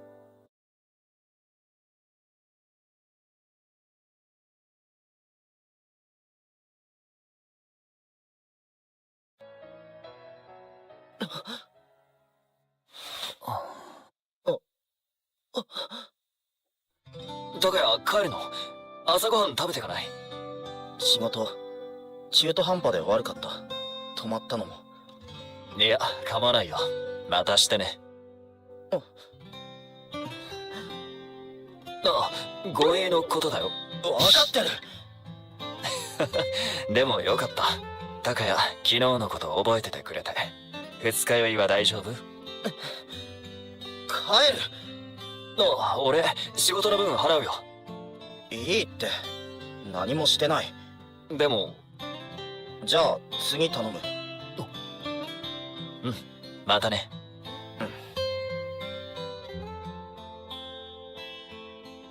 はあ、かっこ悪い。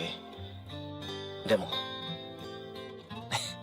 あいつと寝て久しぶりに悪い夢は見なかった。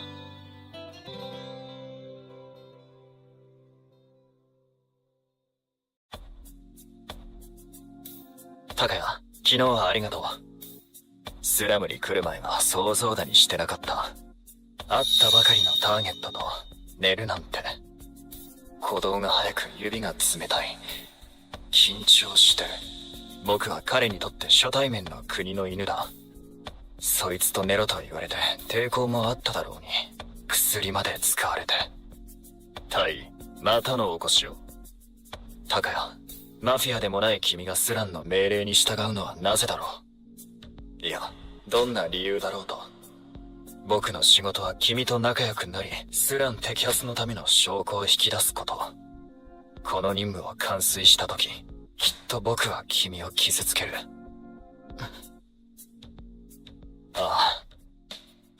だから現場の仕事は嫌なんだ。1週間前、ストラトス本部情報戦略課。失礼します、大尉。スランの資料、これで全て揃いました。ご苦労様。しかし、情報が少ないな。レッドライン付近は下っ端ストラーがずさんに管理してましたし、ネットワークもないので。って、本当にスラムに行くんですか？危ないし、汚いし、不便だし。ニール、僕も行きたくない。でも、スランには成功法が効かない。第12課では尻尾をつかめなかったから、こっちにも指令が来たんだ。臓器売買のリストの客がスランと接している物証さえあればね。そこでスランに唯一関わっている一般人の高谷から、大尉お得意の対人スキルでパパッと証拠なり証言なり引き出すわけですね。パパッと。高谷の情報も少ないからな。子供たちを守るアリオルのリーダーってことくらいしか。写真も小さいな。いずれにせよ、スランの側にいるんだ。悪党の部類だろう。証拠を出させるのは難しいだろうね。そう、この時はまだ。近づくな！早く離れろ！高谷がどんな人物か知らなかった。子供を守るために飛び出してきた。この時確信した。彼は決して悪党ではなく、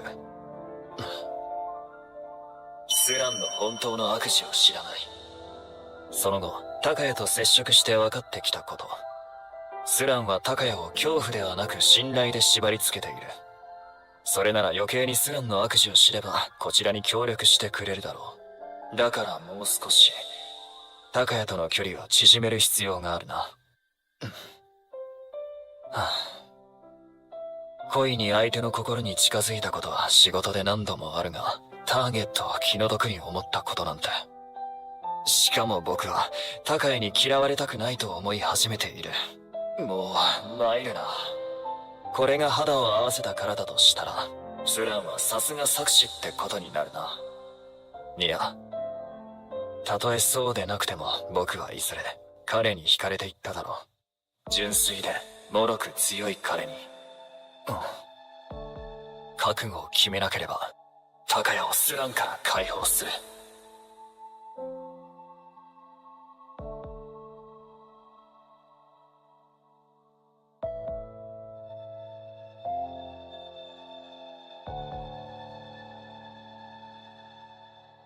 摘発は無事終わったのに、タイ帰らないんですか？後でね。これ持ってってくれないか。剣と上着、ここでこんな時間に丸腰だなんて。自分でも何をしているのかと思う。それに高谷の家に行っても会ってくれるかどうか。けれどただ今は彼に会って謝って抱きしめたい。5ヶ月後。高谷。お疲れ様。もう帰るの？少し休憩しない？ああ、バスの時間もあるからな。高谷が週に何度か護衛のバイトをしに来て、そろそろ1ヶ月。仕事先の工場も閉鎖したし、助かってる。ああ、そのことなんだけど、もういっそ、ここで済まない？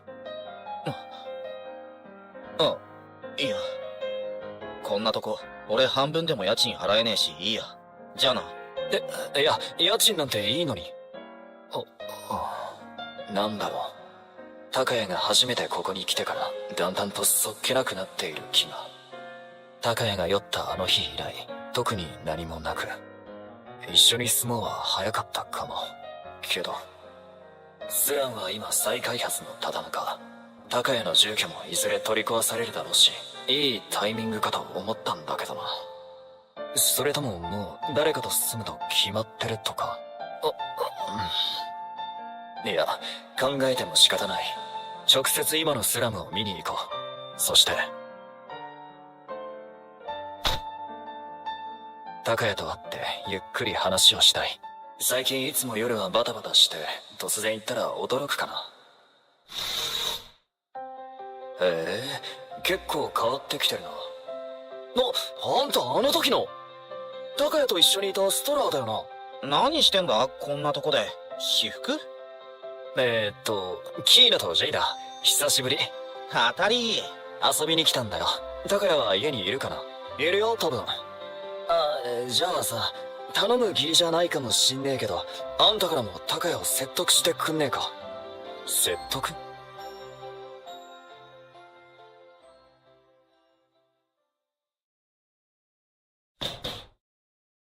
高谷、ごめん急に。僕だよ、マキシムだ。いるんだろ？話がしたくて。来る途中、キーナとジェイに偶然会って聞いたんだ。ここも近く壊されるって。みんなは国が用意した新しい住居へ行くそうじゃないか。一緒に行こうって誘ってんだけど。理由も言わねえし。どうして君は？高谷、ドアを開けて話そもう帰ってくれないか。あんたとはいろいろあったけど世話になった。護衛もそろそろ潮時だと思っていた。う。何言ってるんだ。そう言われてこのまま帰れないよ。僕は今までこんなに公私ともに人に執着したことはないんだ。だろうな。だけど今君と離れるのは嫌だと思ってる。こんなこと初めてだ。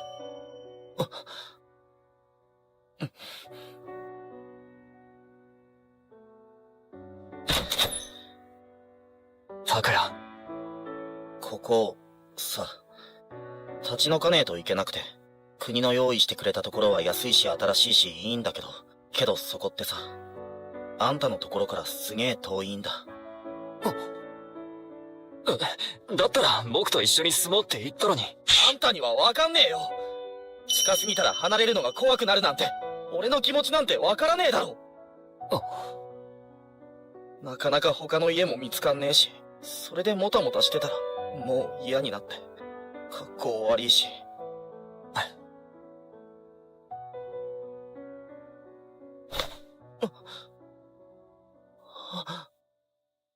好きだよ、高谷。わかるよ。僕だって君と離れるのは怖い。マキシム。それでも僕は好きだから一緒にいたい。帰ろう。そして一緒に住もう。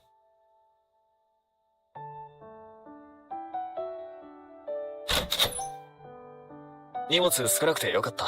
必要なものあったら買いに行こう。マキシム、俺やっぱり。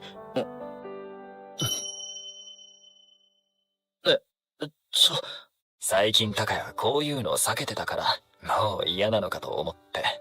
でももう我慢しなくていいよね。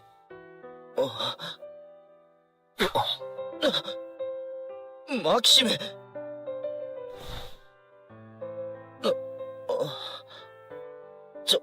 マキシム。今度ちゃんと用意するから。ごめんね。今日はこれで。たくさん気持ちよくなろう。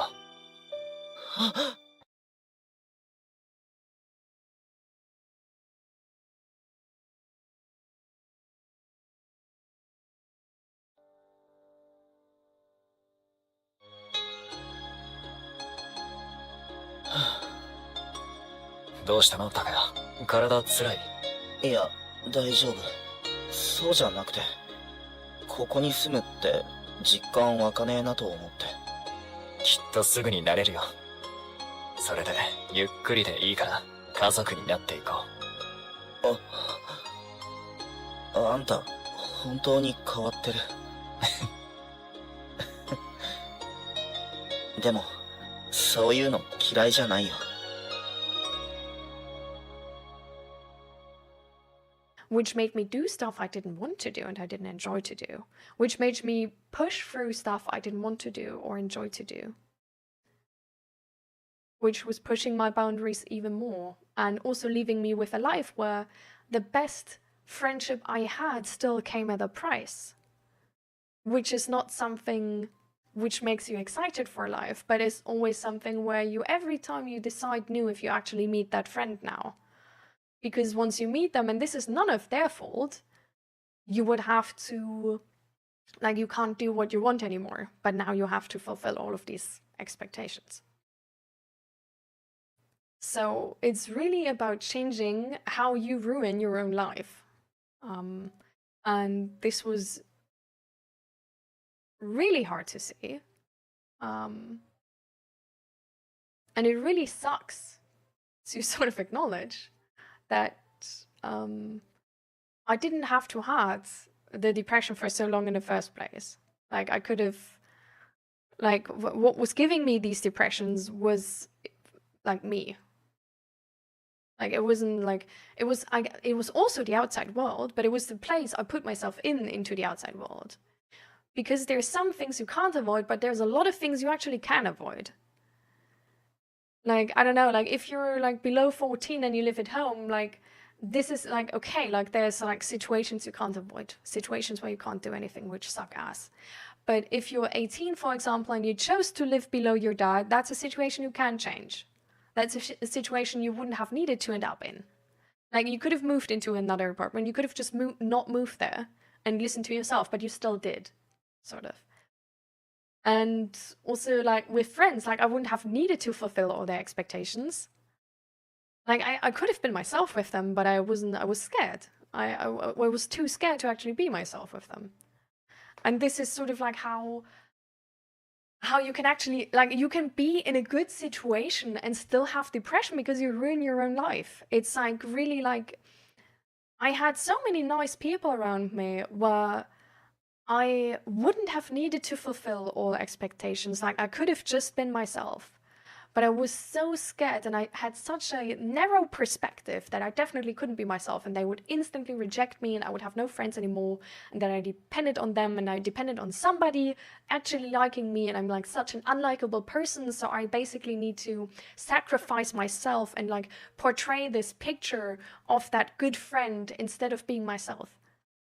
And on the other hand, that actually made me a bad friend, which then also put me into situations where I got bad friend behavior for something which I didn't even want to do, because that was only the mask I was trying to portray. So it's a lot of things which sort of, like, add up together, which make it really, really complicated. But it all stops if you stop that pattern. But to stop that pattern and to break out of it, you need to realize the pattern. So, yeah.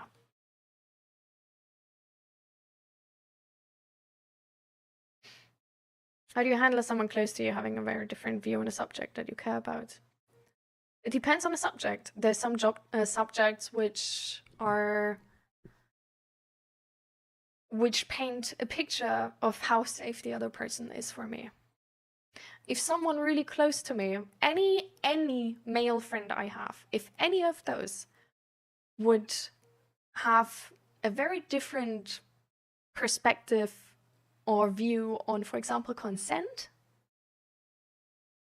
which would be a problematic view for me, and we talked it out, and it really just, there's not a miscommunication, it's not a misunderstanding, but that's really what they think, they wouldn't be a safe person anymore, and I would break up the friendship.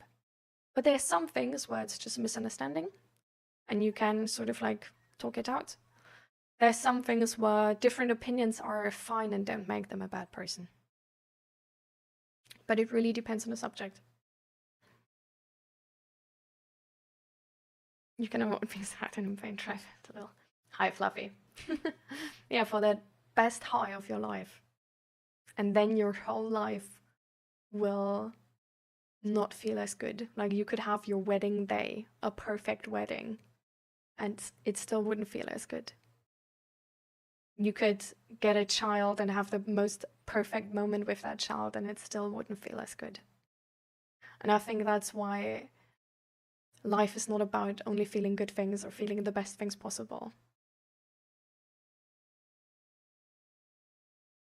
Life is about enjoying the things which do matter.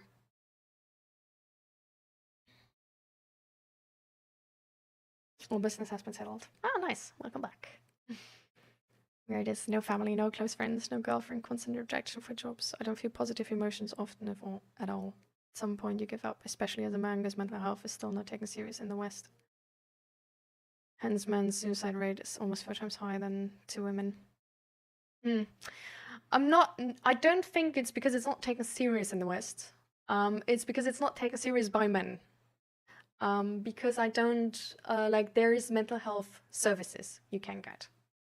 And we have that, we have these services for men and women equally. And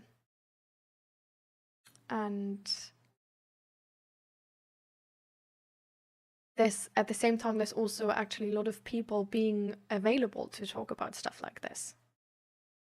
So a lot of the times it's actually specifically that picture which is keeping men from reaching out because they think that, oh, well, it's not being serious, taken serious, so I don't need to.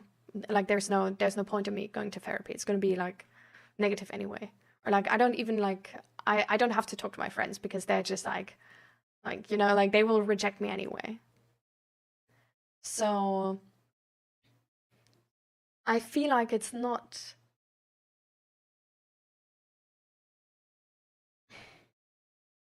It's sometimes not helpful to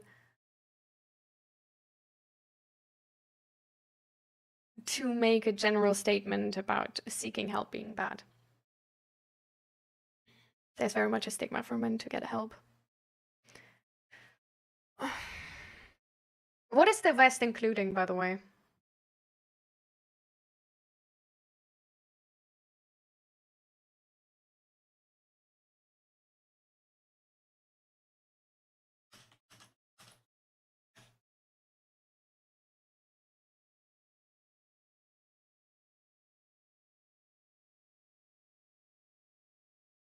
Okay, so it's essentially most of the world which is developed, most of developed countries. From what I see.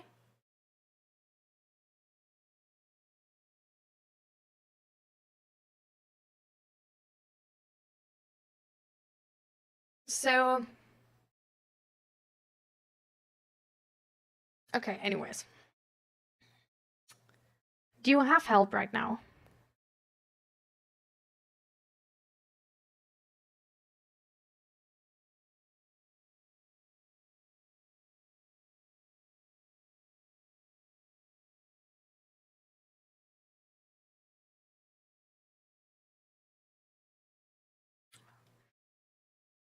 Why not? Because it seems like you could really use help.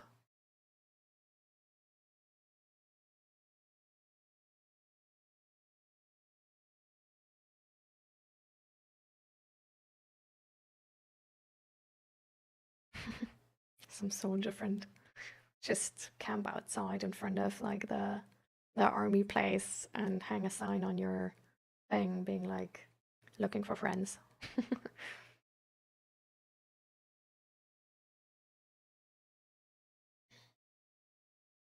I feel like especially the Western world is actually changing a lot. Like, I don't think that that it's as bad as we might think. Funnily enough, actually, the most, like, the gender which seeks out counseling the most are men. And I honestly have to say, I think in my friend circle, there's nothing of that stigma. I feel like that stigma is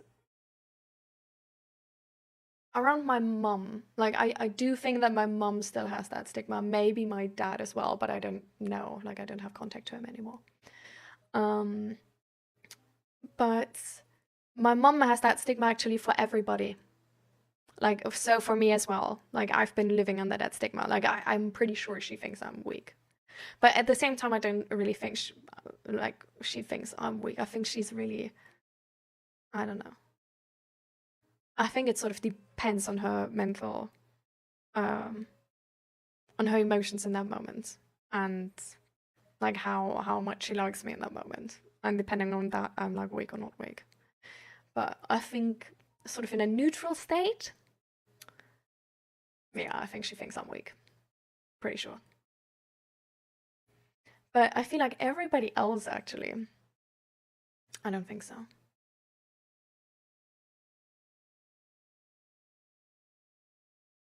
I think I could talk to like any friend And Zach has also talked to like a lot of his like buddies from school back then. And there's definitely some of his buddies where you don't like, there's like you try to talk about it, but they're just like, well, I don't know shit either. Like I really like, you know, like I understand what you mean, but that's the life I'm living. Like like you want a solution from me? Or how like I like there is a different way you're saying, like you're smarter than me.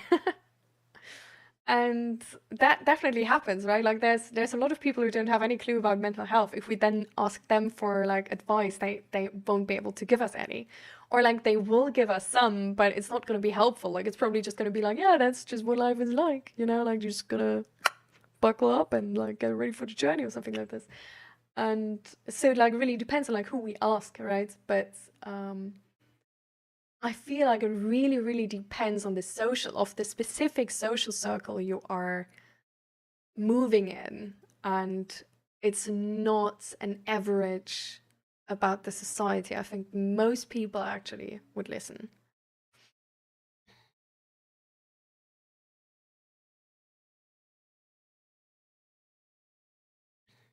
See, that's the difference though. Because there is a system, but you don't use it. So, I don't know, like, is it about the stigma for men? Or is it that you don't think it will help? You know? I think maybe you need to start believing in it. And maybe that disbelief in society is actually a projection from you not believing in it. Because sometimes we feel better if the people denying us the help we need are others instead of ourselves.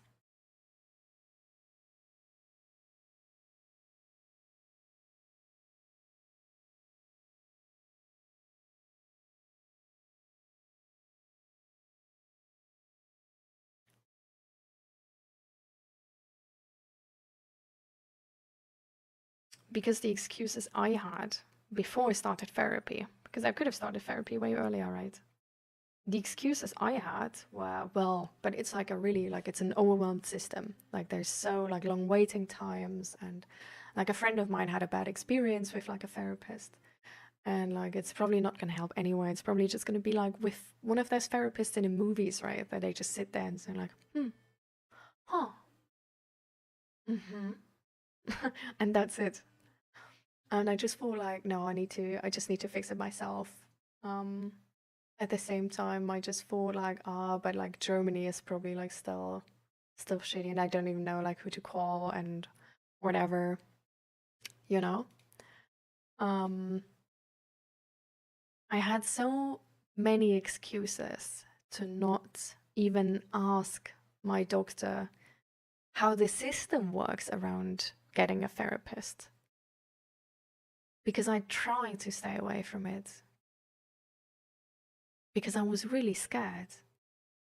I was scared that I would tell somebody my deepest, most inner feelings, and that person would either hurt me, use it to hurt me, or just not be able to help. And then it would just mean that I'm bringing up all of these deep emotions and nobody's helping me to actually deal with them, you know? And I thought that, I don't know, like this is, I just thought that because nobody understood me until this far, that a therapist won't understand me either. And that they would just ask all these stupid questions like other people and not understand me and probably think I'm the bad person or whatever. And I was scared that I would just like not be understood, and there would just be more misunderstandings and more rejection, because feeling misunderstood, feeling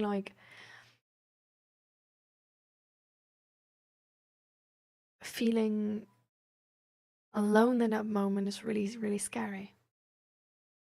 And I just felt like if I seeked out the sort of the biggest help in our system, if I use that and it's bad, then it would have made me hopeless.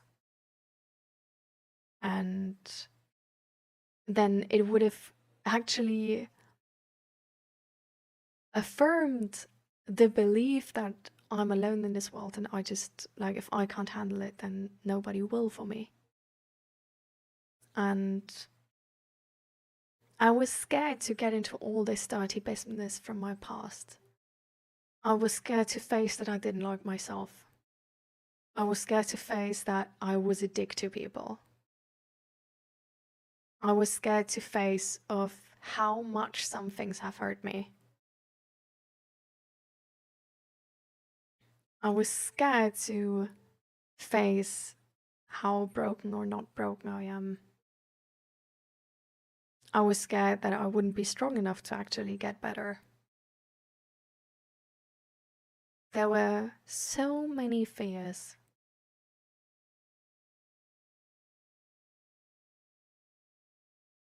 And that's why I just thought, like, well, if I just watch like YouTube videos about mental health, if I just watch some like I was watching like Healthy Gamer GG, who's like a therapist who's making like mental health content. If I just watch enough of his videos, I'm gonna figure it out how this works and stuff like this. And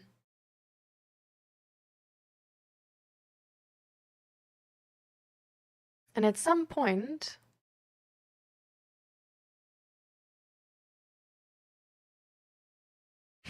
actually, because in the Netherlands, when we moved to the Netherlands, like that was my sort of last straw. I just felt like, well, when I'm like further away from my parents, like things are gonna get better. Like all of this will go away. Like I really try to attach my problems to like outside things. Well, like they have sort of been attached to, like, don't get me wrong, but like it's still a pattern which follows. So it's not really, and if you don't process those things which have happened, then you don't like really get out of it, right? So I just thought like that's gonna change it, but then it didn't. And we actually got to know two, like the first two people we got to know in the Netherlands were two like boys like our age, studying, I think, like video making or whatever, living like close to here. We just like got randomly to know them on the streets. And they actually talked to us about how they're both in therapy. Like his friend is in therapy, and he's now like on the waiting list for therapy as well, because he's like really depressed sometimes and like life sucks and stuff. And his friend as well, like especially like he had like at some point he got a girlfriend and then they broke up again, and he was just like, yeah, I feel so shit and whatever. And both of them were in therapy, and that made me believe like, hey, I think this might actually not be as hard as I thought. Like maybe I not need to be suicidal directly. Maybe I don't need to have the worst issues on the entire planet to be able to get therapy. And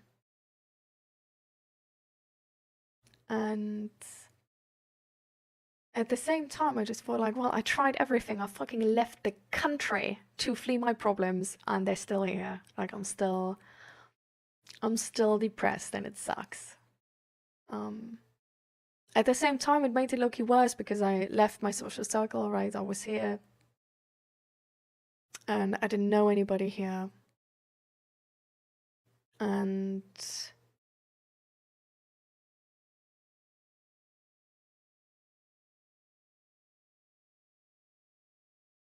I don't know, then I just went to my Hausarzt, which is the doc for like everything you go to if you have a flu, all of that stuff.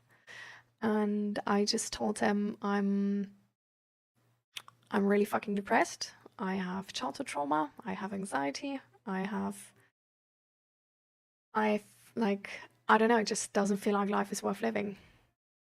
And I'm scared of that because I don't want to be suicidal. I want life to be worth living. Like I have actually, like I'm fortunate, and it can't be that life is, I don't know, like still. This is unlucky timing with the ads.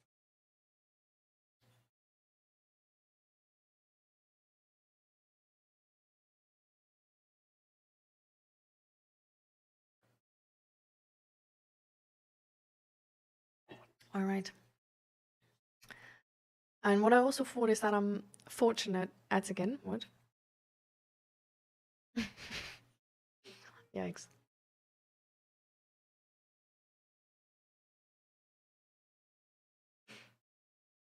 We do healthy thingies.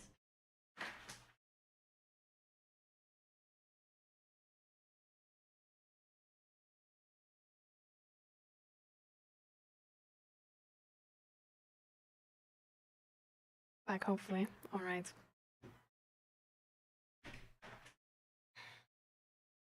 So what I was saying is that I also thought, like, I don't know, like, I'm already fortunate, like, I live a fortunate life, like, why am I still depressed? And I felt really scared of that, because I thought, like, well, if I living this good of a life, sort of, am depressed, then, like, what will happen if, like, life gets worse? Like, will I not even be able to enjoy, like, really good parts of my life? And I don't know, that just, like, all of that just felt shitty and hopeless. And yeah, so I went to, I was at the doc, was telling them all of that. And I was just like, I don't want this to be my life and not have tried everything I can to make it better. Because how shitty would it be to be 30, not gotten better? Because I was working on this back then. I was working on my mental health for like years already. And I just thought, like, I'm like 22 now. I don't want to turn like 25 or 30 and not have gotten better. Like, people say the young years are there, like, you're blossoming and like life is so fun, and they always, like, every old person is always talking about the, like, when they were young and there was like so much fun and all of this. I don't want to be old like them, and my best times have been this. And especially, I don't know, if it doesn't need to be, like, maybe there is a better way, like, maybe they can help you, you know? And I think you deserve to know what your potential is. I think you deserve to know if your life can be better, you know?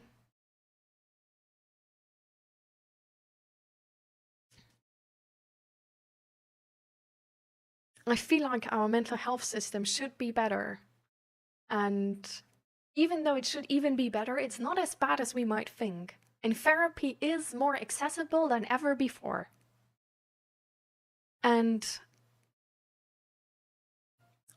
I just think you deserve to know what your life could look like with therapy. I think you deserve to know if therapy can help you.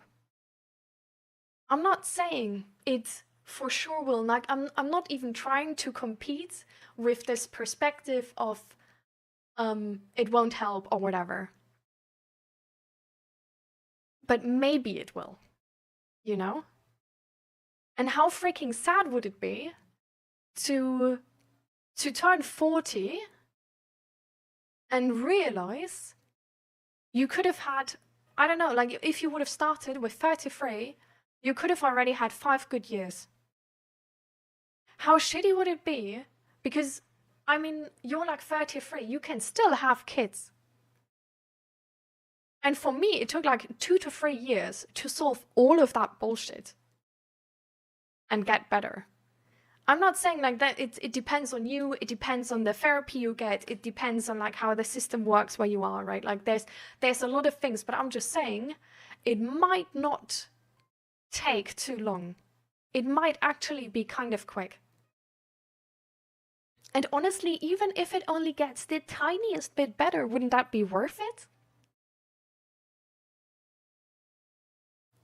So I think, I don't know, like, act like our society would be good. Act like there isn't a stigma. Act like there are enough mental health resources.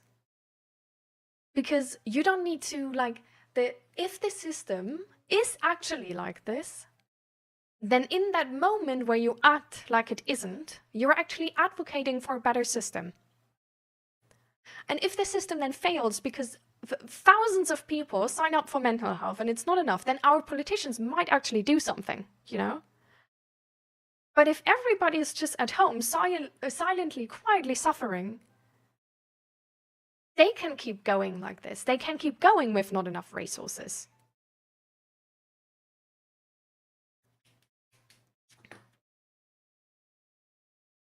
So that's the best thing I can just see. Just try it. Try it and see if it helps you. Try and get the help you would need. And on the way, advocate for how it should be better. And you don't even need to like advocate like me here. You can just, it can just be like a complaint, like, oh, this took very long, or something like this, you know? But I think you're 33 and you still have 50 years to go. You're not even halfway there, you know?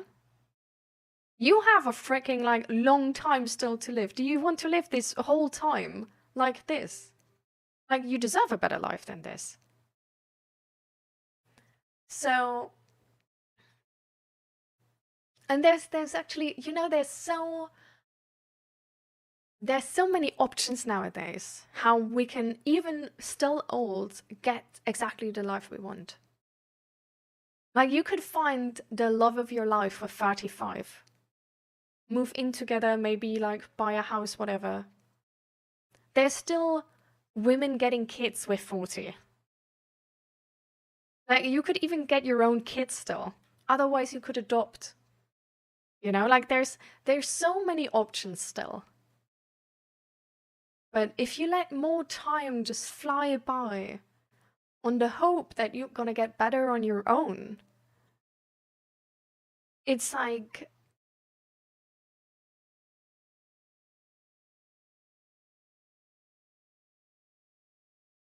I don't know, like when you never try, you fail surely.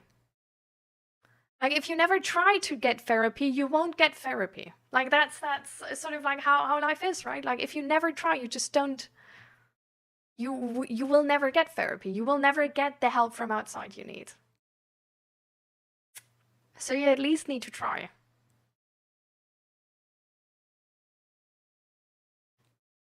Hi, Xavier. Welcome, welcome. Can you put a song for me?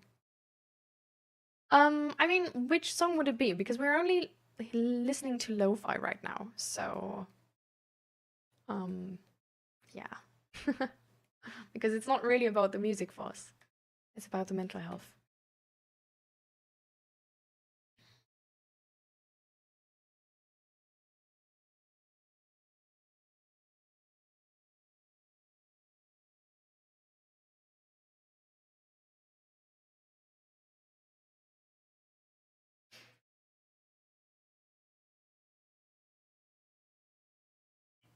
But that finished overnight and I was like, I can't even have this knife. I'm done.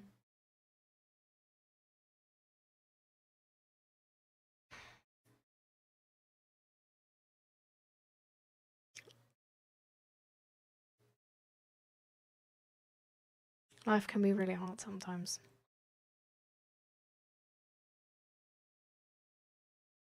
For a lot of people, life is too hard.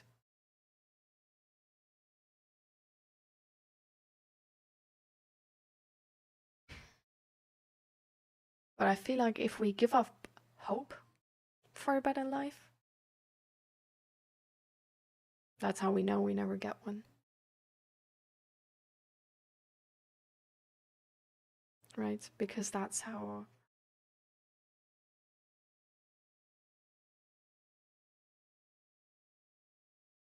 I've not even got a family who gives two fucks.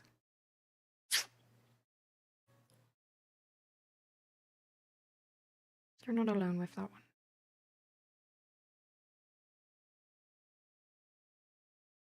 Like, I'm not gonna pretend like life is fair, you know? Like, that's the thing, like, life really isn't fair. Like, that's honestly the thing. Like, life is not fair. If you don't care about yourself getting better, no one is going to do that for you, you know? And honestly, to be frank, that's also nobody's job. Like, if you're an adult already, like, it's your responsibility to get the help you need.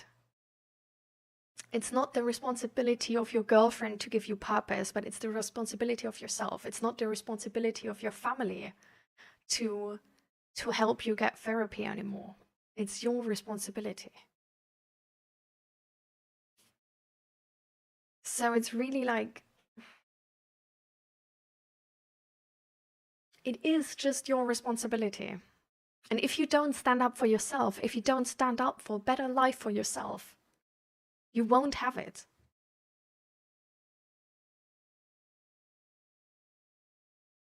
Like, even today, there's nothing we can do if somebody wants to commit suicide. There's nothing we can do. We can't help that person. We can help when they call. When they call, when they ask for help, when they ask for support, then we can do something.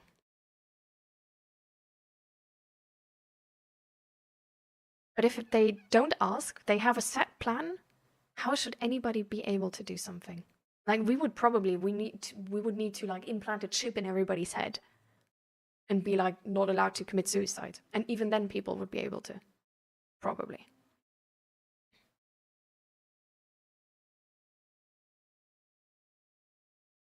I really don't believe that love is hard to find. Like, I'm really sorry if that is sort of like not aligning with this vision of like, I don't know, that one true love. I think love is not that hard to find. I think we can find love actually fairly quickly. It's more so that life doesn't seem to grant me happiness, because happiness, you're not entitled to happiness. We're born here and we need to fight to survive. It's still like low-key, it's still the same like it has been back then. Like, circumstances changed, systems changed, but it's still like back then.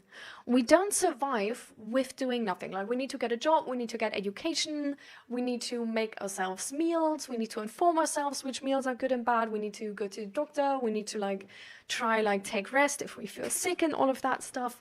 Like, we need to actively do something to stay healthy. We need to actively do something to be able to finance like food, water, like a house, stuff like this.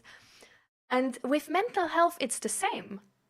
Like, nowadays, really, like we don't have a system that makes you happy without doing anything.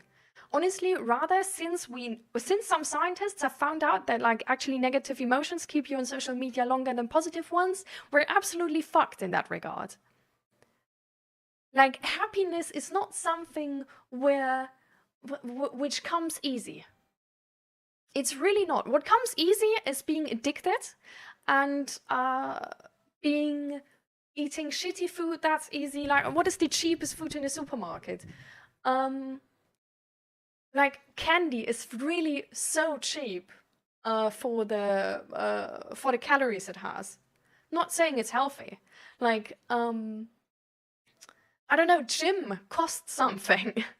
like proper weather clothing that you can do sports in like bad weather costs something. Like, it's like a house, a fucking like house, a roof over our head, food and water costs something. We're not in a system where we live, not even live, just like that. We are still in a system where we have to fight to survive, and we have to work to survive. It's...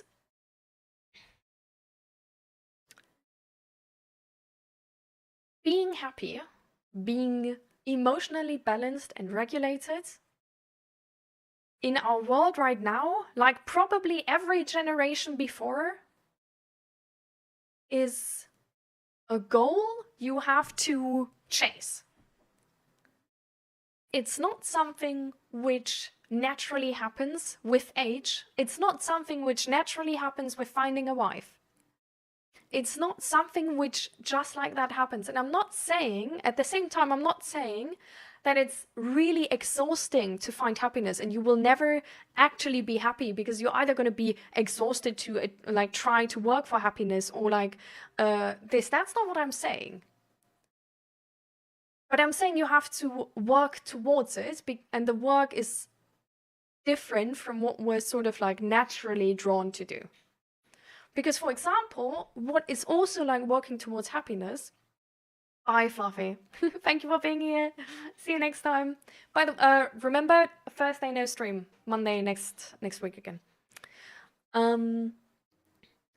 For example, not staying on social media for too long is something which is necessary actually to be happy. It's something which, from every inch of the algorithm of social media, is definitely not meant to happen. Like we have people with power and not the qualification for it, and we have so many of these. Because our life is really not like, I don't know, yeah, we're not naturally gonna achieve happiness. Isn't Twitch kind of social media? So what you're saying is we shouldn't watch you. Twitch is definitely a part of social media. I think everything in life is about balance, right? It's why I only stream twice a week. It's like, I don't want to stream longer. Like, it wouldn't be healthy for me. It wouldn't be mentally healthy for me. I don't know what's mentally healthy for you.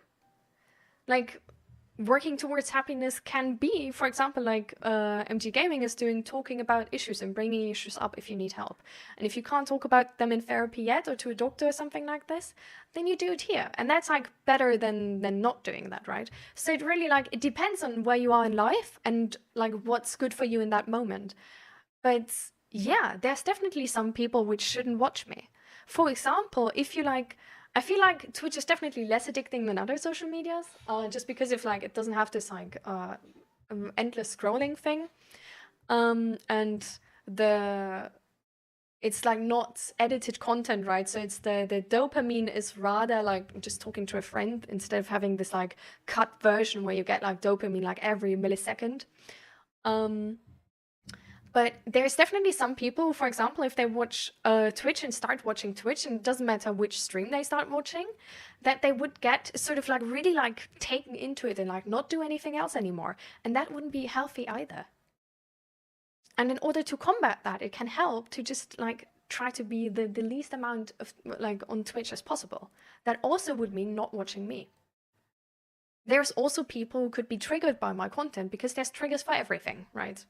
They also shouldn't be watching me. There's so many people who shouldn't be watching my stream. And there's so many people who would actually do good watching my stream. Actually joining stream and not isolating today has made me claim making 2 loaves of bread and soon planning dinner.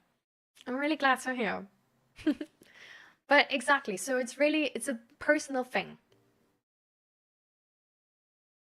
But it's a personal thing, and the only thing which is sort of like low-key a thing we can like make like a general assumption on is like things we have like really good like data on, right? So with social medias like these like doom scrolling social medias where it's like edited content, which is like they are sort of like drugs because it's like dopamine, right? Which this stream, I'm sorry, is not. But this is like way more addicting than, for example, like Twitch. And the broader thing we can definitely also say is that everything in balance is probably fine-ish, but if it gets out of hand, it's not fine-ish anymore. So for example, like staying for 10 minutes on TikTok and being like, oh my god, look at this cute cat video, and like showing that to your friends or like to your family or whatever, right? Like that can be a really cool moment in that situation. Or looking something up on TikTok and being like, reviews on, I looked up yesterday the 3D printer model PS1 versus A1 Mini. And there were like so many videos, and I like looked through to like inform myself which of them is better, and that was really good. Staying on there for the next like 5 hours, that would have been bad. So it really depends on you and your situation in that moment, right? But the pattern, which is definitely always bad, is if you try to replace or suppress negative emotions with positive ones.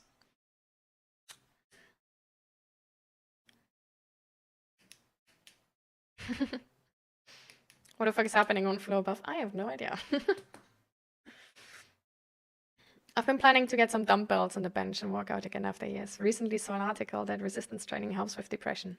Not only resistance training, actually any type of training, like any type of sport, which like gets your body going, can help you with depression, because depression is a lot linked to lacking initiative.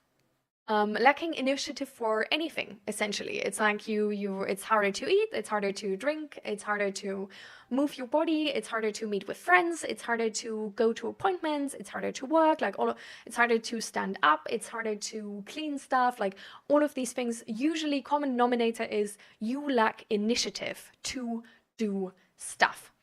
So anything which keeps you like starts and keeps you going is really helping you. Apart from that, also like training like releases endorphins, I think, which make you happy and sort of like help with that. It can give you something where you feel like you work towards something and a goal. It can, which is really helpful with depression, and can give sort of some type of like purpose or like futuristic outlook. It can give you like a schedule that you sort of like turn something into a habit, and then with that schedule and with that like schedule is not the perfect word I want to use, but not ritual.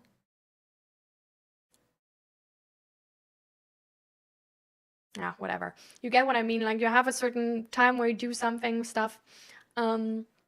Which also makes it easier to get going. And then you can maybe like attach certain other things to that habit.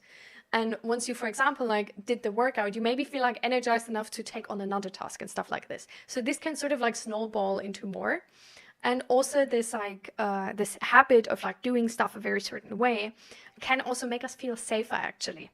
So if it's like depression connected to anxiety, having sort of like, yeah, I guess like rituals, in that moment the word fits actually quite well, can help to alleviate anxiety, because it makes you not only to alleviate anxiety, but also to make us less stressed, because it makes you have to make less decisions, right? So you don't have to make the decision anymore like, oh, do I work out now? But it's like, you work out every day at this time. Of course you work out now. Yeah, like there's no sort of like, you don't need to make like wager again, like, oh, is it smart today? Or, oh, but I still want to do this and that type of stuff, which is also like taking energy away from you, right? And like for people who are like really indecisive, that can really be like a struggle where they like fall into this pit of not being able to decide, and then just like sort of get frozen for like 3 hours or something. So yeah, like physical training, like physical movement in general can help a lot with depression.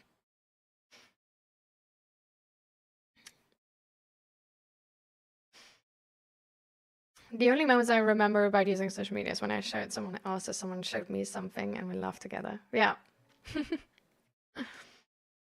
I hate that I'm sick right now because of that. I can't work out and probably need to wait for a bit after getting healthy, and what happens shortly after building a habit of going to the gym. Oh, that's really annoying, right? Because the habit is like not entirely in yet. So yeah, you definitely need a bit more energy to start it again afterwards. Maybe you can start it easily, you know? Just like if you don't feel like it, set the expectations lower and be like, I'm just gonna walk to the gym and back, you know, because that can already help. Like just training that initial initiative, essentially making that initial initiative a habit can make it like easier, because we always like sort of make decisions, and if our brain is like really exhausted, And it's like going to the gym, doing this whole workout, like, no, I feel like, oh my God, like, no, definitely not. Like, there's going to be a lot of resistance. But if you only say, like, okay, you know what, we only walk to the gym and then we walk back, like, trust me, bro.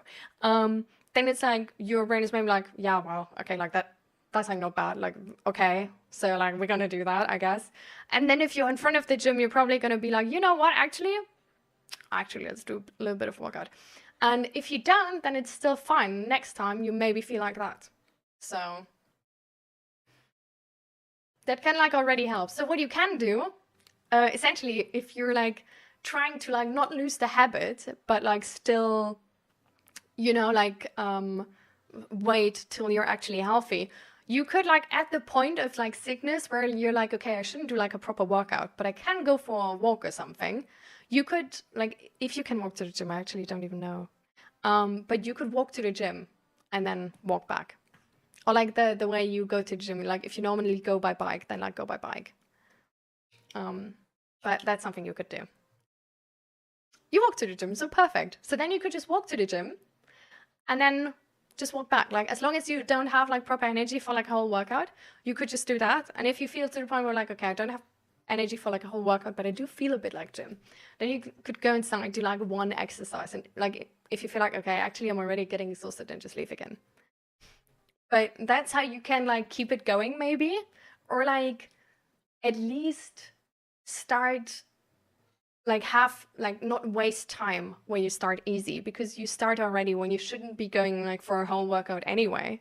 So by not going for a whole workout, not having the motivation for a whole workout, it doesn't really matter, right? Because you shouldn't be doing it anyway. And then later on, when you have energy for a whole workout, you already have that habit in it again, and then it can go.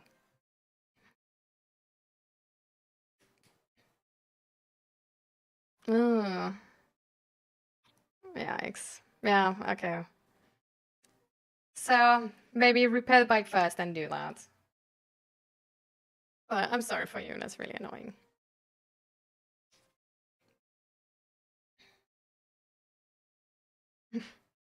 I also had some motivation to start working out again, but a weekend turned into a busy weekend to something like a flu.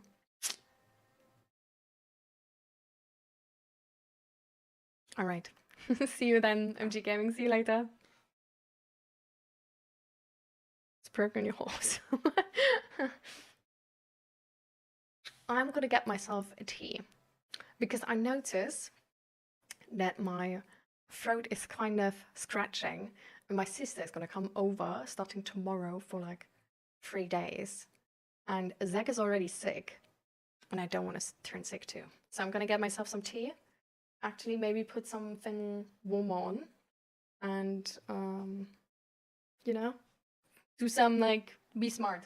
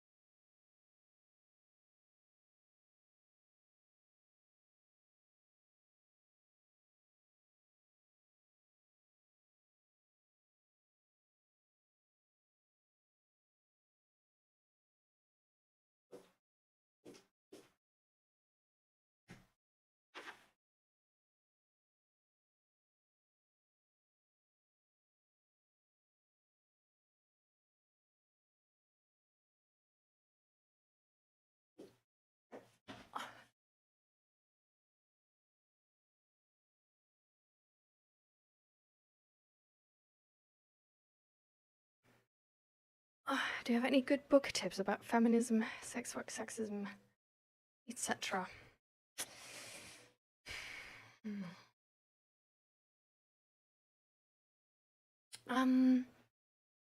There's this one Instagram page which I repost quite a lot, which is about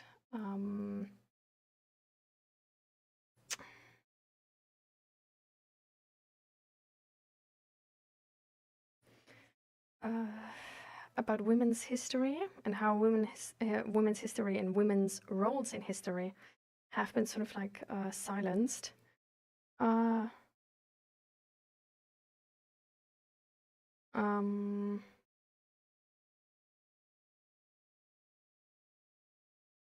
And that person has also written a book about this, and where like all of this is apparently in a book. I don't know how good the book is. I don't know how much the book is about. Yeah, I don't know. I don't know how much, like, if it's only these like single case after single case type situation, or if it's really, you know. But the situation I'm having right now is that I don't find that account.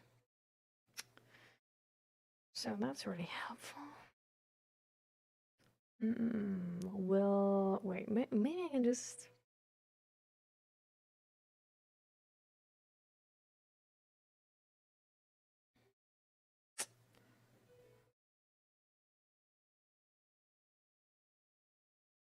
No.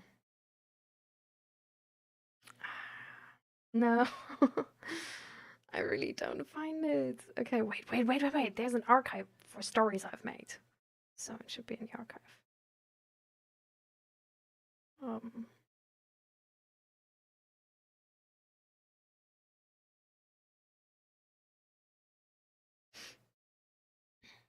Aha. Yeah.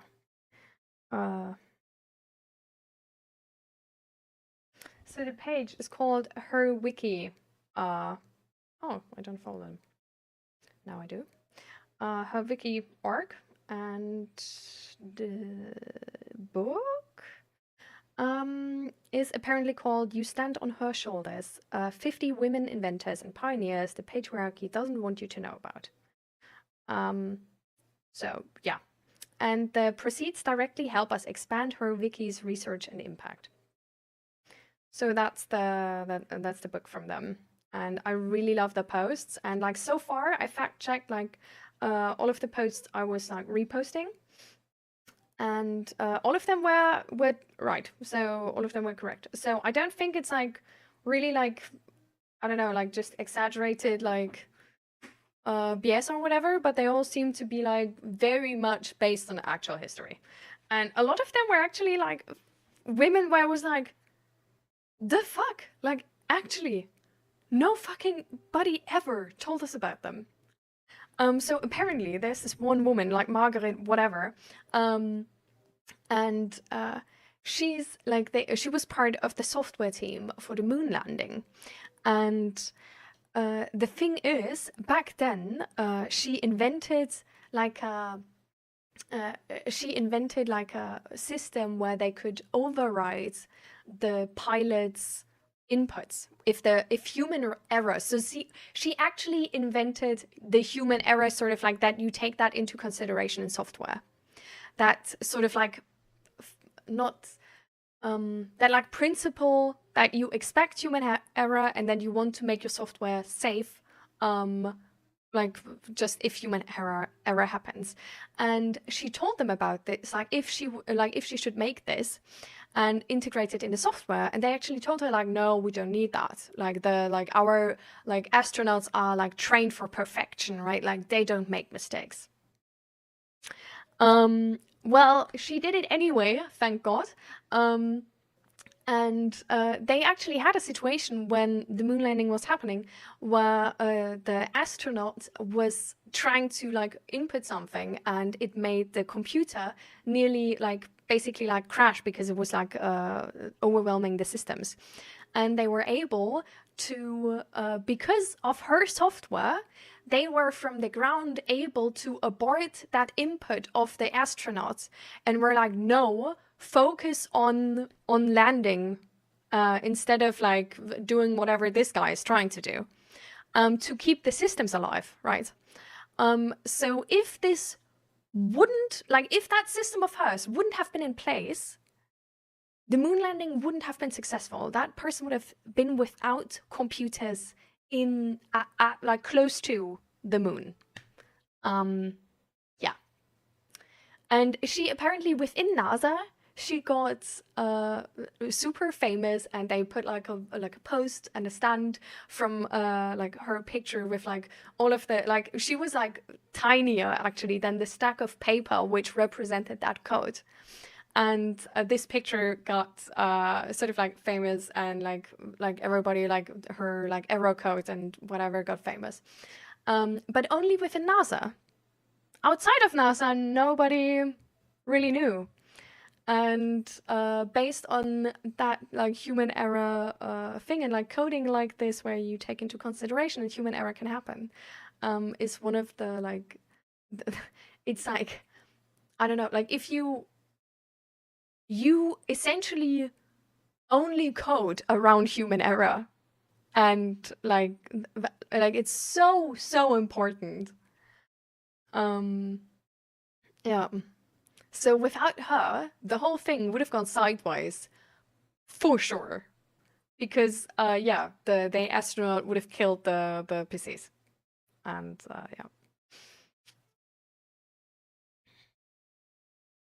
yeah, definitely, Ali. I feel that too. But yeah, so I checked like 2 or 3 posts. I'm not that much on social media, so but so I don't know anything about that book, but these were like some posts where I thought like, damn, I actually like really like this. So yeah, but I just never heard about her. So, and there's also actually the fact that with like Marie Curie, and that like all of the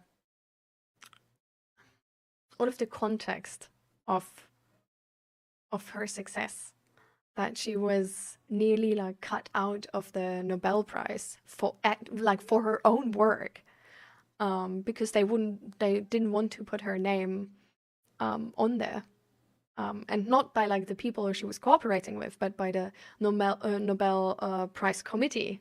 They actually were like, okay, like you all sent this in with like 3 names. One of them is female. Like we're gonna give like 2 of you the Nobel Prize, but like not the female like scientists. Like please, like come on, guys. Like we can't let like women know they're actually smart. And her husband actually had to leverage against that and speak up for her, but spoke up for her, and that's how she got the Nobel Prize as well. And because of her husband, she also got like a or actually it's not because of her husband, but because her husband didn't take part in pushing, like oppressing her, but actually behaved like an equal to her, and used his power to advocate for her and not make her be like as easily oppressed by others. Because she was actually then able to take on his position as like a teacher in at the university, and was the first female professor there ever. And I think that definitely also had to do that he wasn't having this whole like oppressing women shit. So, most important thing, ladies, choose a husband who's speaking up for you and using his privilege as a man to support you. Because if she would have chosen a man who would have tried to oppress her, well, most women are killed by their partners or ex-partners, and at the same time, she wouldn't have gotten that Nobel Prize, and we probably maybe wouldn't have ever known about her. Apparently, the wife of Albert Einstein was actually also a huge part in his mathematics success and part of the theories. But yeah, that's nothing we ever hear about, because he cut her out of his work and his life entirely, and was at some point, I think like what was it? Sleeping with her sister? Like cheating on her with her sister or something? Not entirely sure, but yeah. But apart from this, I think like if there's any book about lobotomies, that could be really interesting, because lobotomies were actually happening so long still. Do you all know what a lobotomy is?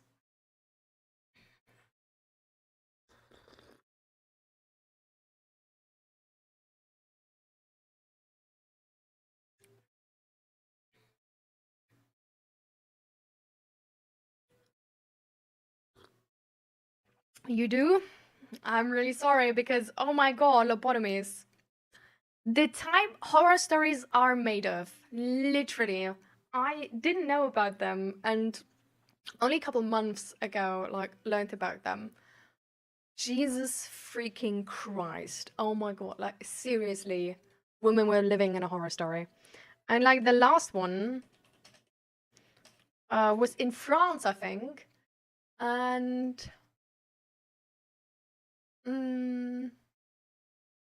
1967.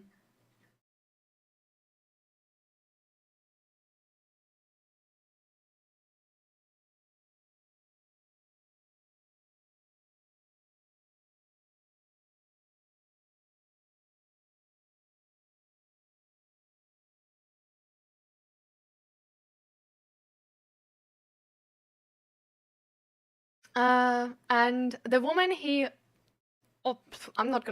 experimented on died also. And with that, he was thankfully banned.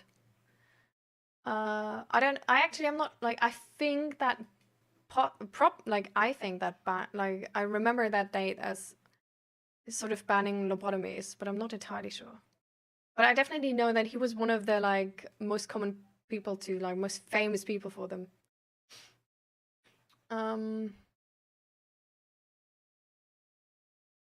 But lobotomies are really, really crazy.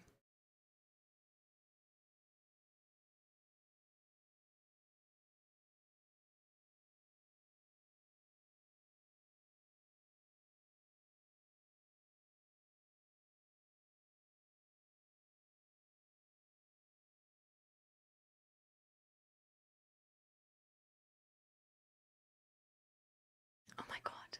One of his co-workers actually, like, shortly after they started this whole lobotomy thing, one of his co-workers was shot by a patient multiple times. He sadly, I don't want to say sadly, but he survived and was left partly paralyzed. And then this guy experiments with new ways of doing this.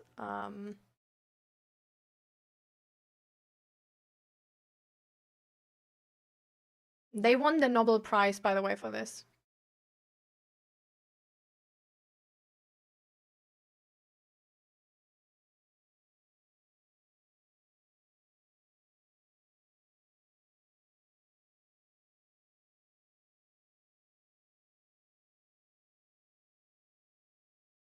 Oh my god, I don't even want to, no. Oh, it's... Lobotomies are so crazy. Like, seriously, they are... Oh. So, I guess learning about that can tell a lot. But, yeah. I think, in general, I'm personally not... I'm really interested in hearing about women's history. I'm not too interested in... about negative women's history, because I think it's just making me angry, honestly, and I don't really know if it's helping in any way, that I know that kind of stuff, because I don't think it's... Yeah, I don't think it is. But I just really love to concentrate on, I guess, like, psychology and...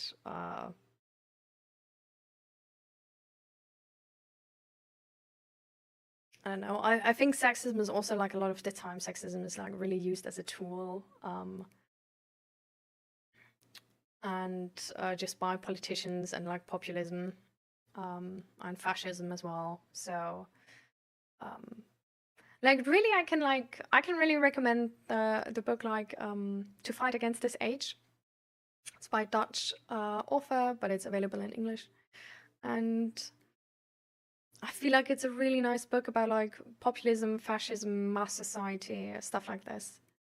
And I think to a certain degree it can give like To Fight Against This Age.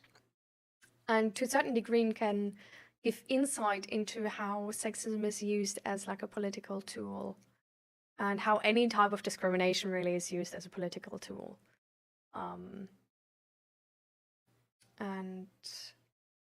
at the same time, the book has really beautiful passages though. And I really love it because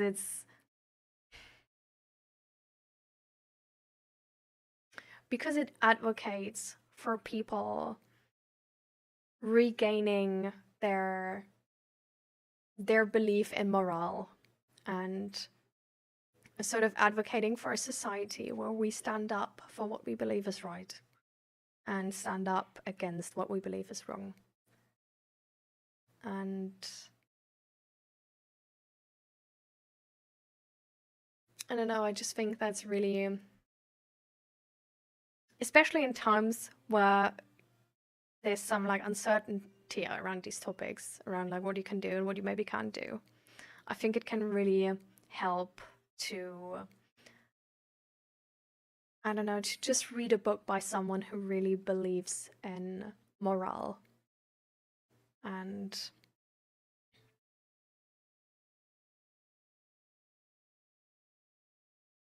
I don't know, just can give hope, I guess. I had a friend tell me he is pro-sex work and can separate this as entertainment. Ah, so that was that the situation with the friend from before? You were slightly mentioning?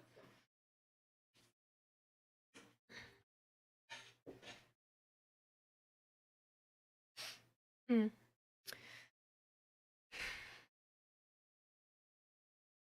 I mean, sex work and sex work can be really different, right? Like there's some people who are in that job area and who really, really enjoy it, right? And who just, I don't know, who like really like good sex and who are not in a position where they're being abused or just have like really like shitty working hours and stuff like this, but which are, for example, there's this one lady also on Instagram actually. She's sort of like she's an influencer on yeah, about like, I guess like pro sex or whatever, I don't know. And she's a sex worker and she made herself she's independent, so she has like nobody telling her she needs to do this and stuff like this. But she really likes doing it, and with her, like with the clients she has, it's really not I don't know, like she gets to know them and stuff like this, right? And she really says like it's fun, and it's not like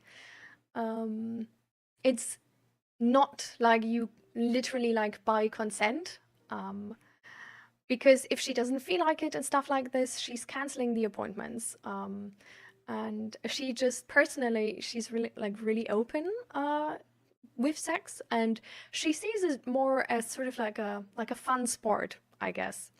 So and she has like, she doesn't have these appointments like all day every day and stuff like this. So it's not to the point where I would think like, okay, this is like this must be work, but it's more of like she's, yeah, like I guess she's offering like sometimes even like a service like beyond the sex with that.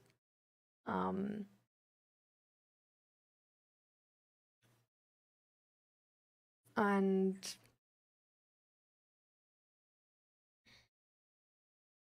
I don't know. I think that's like I think it's beautiful that there's like people who like really enjoy it and apparently like really do it for their own sake, sort of. I think no matter what sex work we're talking about, I think we shouldn't ban sex work, because a ban won't kill the industry but make it more unsafe for the workers. If it's your full-time job and you need to money as a 7 to 6 work, then at times you wouldn't feel like it, but having to do it anyways. Yeah, I definitely feel like sex work is an industry where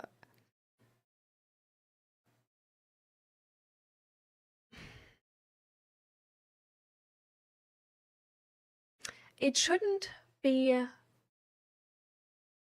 the buying consent part shouldn't be in a way where a person where, for example, there's like women who are at their job and then a person just goes there and it's like you know, because that would be just buying consent.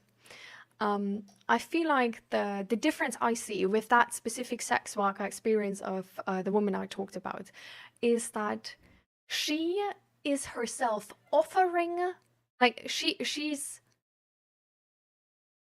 it's like from her it's a yes, you know, like she's offering certain hours, certain days, with certain people. Like she's checking the person first, she's checking, okay, like what do they look for, like does she like it and stuff like this. So to me it seems it's like she's like looking at all of this and it's like, yeah, I feel like I want to do this, but at the same time, like, still give me money for it, you know? It's because I feel like, I don't know, there are some services where we give others, which, and like, I think honestly, like in every like good industry, we should like to give our service to a person, but that doesn't mean it's gonna be free. For example, with like counseling, right? Like there's so many counselors out there and a lot of them like just really like helping people. But this world costs money, so the counseling is going to cost money. But it's not like, you don't want to help that person, but they already bought your hour, so now you need to. But I don't know, like it's really like you...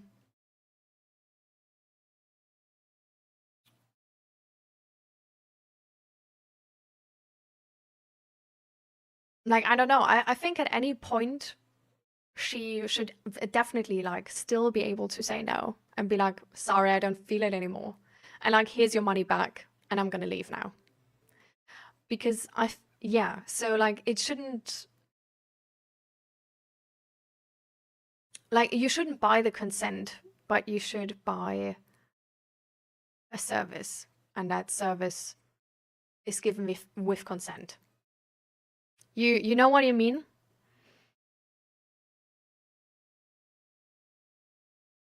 Exactly. So I think there's a difference between sex work and sex work, because I think like the and hi Raven, by the way, welcome. Because I feel like the full-time job you're describing with that, like from 7 to 6, is a lot of the time these are areas where people are being exploited, right? And people are being abused. And that's just not fine, right? So, but I really feel like that sadly, what we, like, it's a really complicated topic actually. Because for example, if we look at porn addiction, we do recognize that porn addiction is actually connected to sexist behavior and beliefs as well. Like it's connected to objectifying behavior and being also, just because you're addicted, right? Like ignoring boundaries which should be there. So it's just one of those topics where it's really easily connected, which makes it a difficult topic. because like sex work itself, exactly, if it's being done with consent and you just,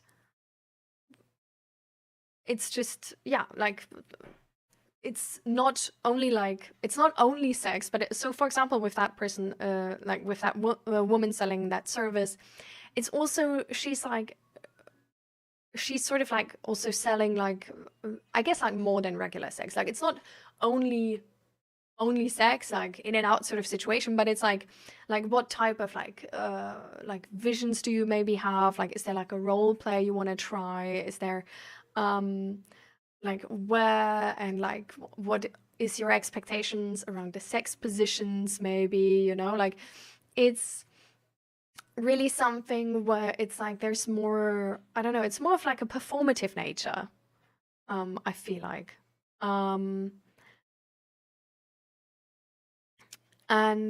But yeah, it's definitely a topic where, because we live in a sexist world, right? Because we live in a society where misogyny, oppression, and all of that is still very much common.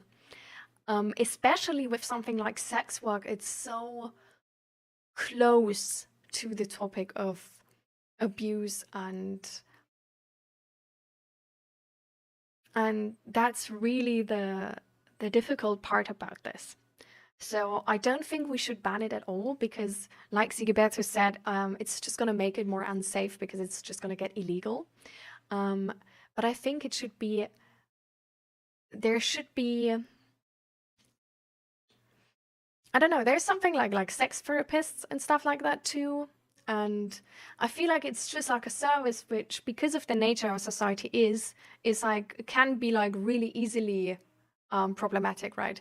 So I think just having like better restrictions, making it safer for workers, with, for example, just being like that, there's like that the businesses who offer this are like being like heavily controlled, and that the workers like taking parts in this, like, I don't know, like have to see a therapist like once a month or something, at least, you know, and can always take like more therapy and stuff like this.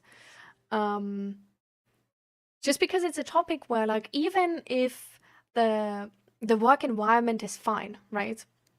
I think it can still be an issue that people start working there with the wrong perspectives on consent, maybe, and or out of like sort of like problematic motivations, you know, and which can then also make this sort of like a toxic topic, right? So I think maybe making it like more connected to therapy, and like making services more accessible, where you can, I don't know, like if you ever want to stop, like can easily stop and stuff like this, would be really, really helpful. At the same time,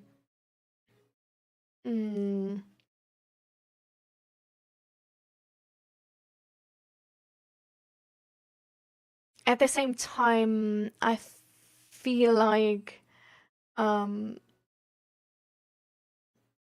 the people working there, like the women working there,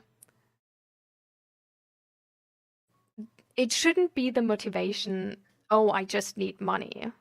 The motivation should be, I really enjoy sex, and this seems like a good job. You know what I mean? Like, it shouldn't be that you just slip into this because you can't pay university bills.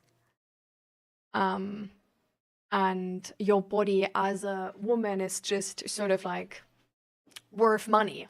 But it should be that you actually feel like doing that specific job. So in a weird way, I think maybe you should need like a not a degree, but like education to actually work as a sex worker. Because then the entry barrier is comparably high to other jobs.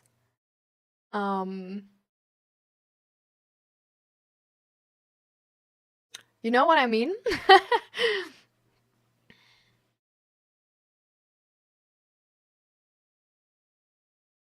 So let me read all of this.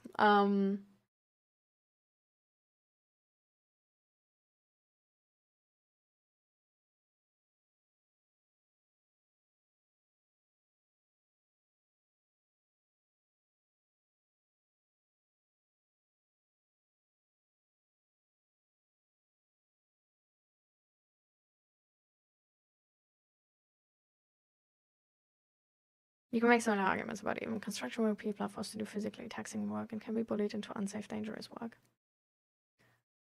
Yeah, I definitely think that with like construction work, there's like we have a lot of regulations about like work regulations, right?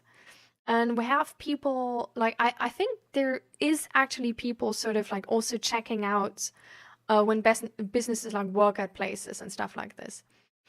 But I definitely like, yeah, there's definitely like some construction workers which are just not taking like doing all the safety measures which should be done, right? So I think we can also make that better. Yeah. Yeah, I feel like that's a huge point. Being knowledgeable about your rights is a huge, huge point. I feel like actually, I wouldn't only say in all labor positions, I would say in all positions. I think at any point in your life, we should be way more knowledgeable about our rights. And I think that's low-key what I love about ChatGPT right now. And I'm not saying ChatGPT is like sound legal advice, okay? The only thing I'm saying is that the amount of times I have seen TikToks where people are like, I used ChatGPT and got my like brought out of jail and stuff like this, or like I used ChatGPT and that's why I knew that like this and this contract like wasn't right and I had like good experiences with this. I love how accessible it is. And if we could do that better, and in a more safe way, where it's like actually not only accessible, but also like sound legal advice, that would be like even better, right? But I feel like being knowledgeable about your rights is actually so, so important. Because in a weird way, we have a lot of really good rights in our society, but a lot of them are really not used. Because, for example, children have a lot of rights, but they do not know. And that's why you don't, like, as a child, you don't go somewhere and get help to get away from your parents. You don't, you know, like, because you don't fucking know. And you should know. Or, I don't know, like, for example, like,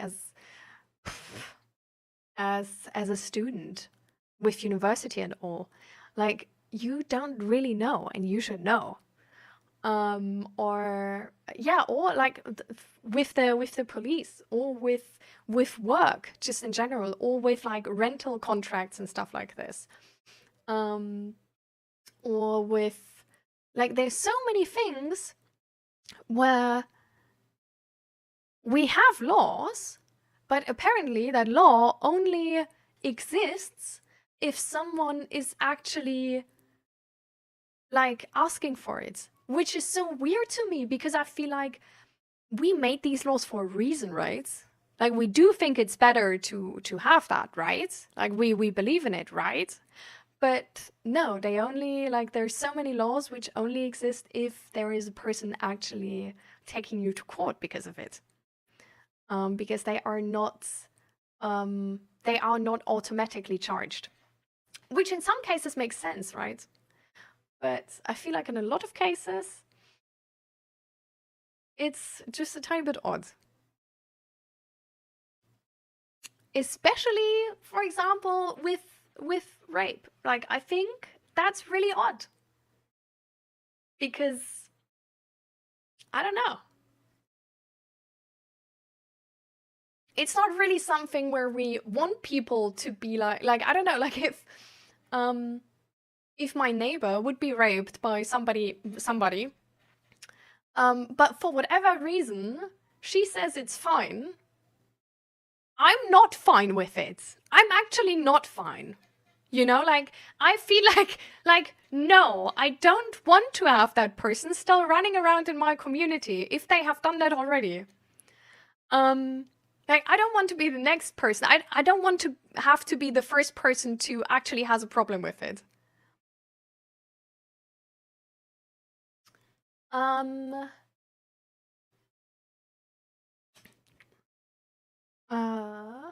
Give me a second.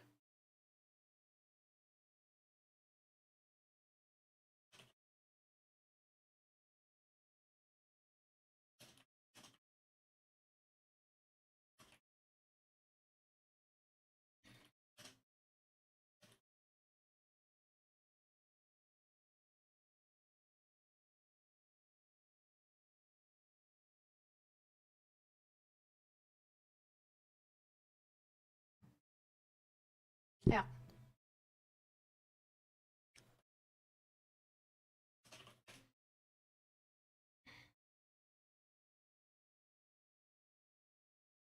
Yeah, the hypothetical victim, yeah.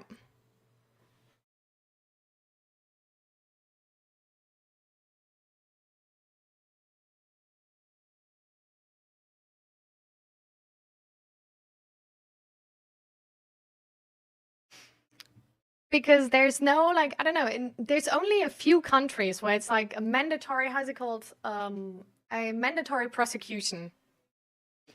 And I don't think it's a situation where we don't want it to be a mandatory prosecution. I think it is a situation where we want it to be a mandatory prosecution. But, yeah. That's one of the situations where I'm like, why is it not? What the fuck? Especially since the most common denominator of being the person charged, right, is sort of in like a social relationship with the victim. Not only like either like parents or like family, like really relationship, or partner, ex-partner, or friends. And so there's social pressure as well, right? So I don't know, I really feel like we want mandatory prosecution.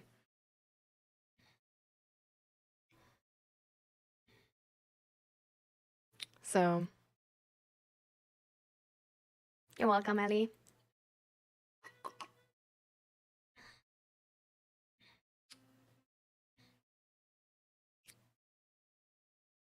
So, yeah.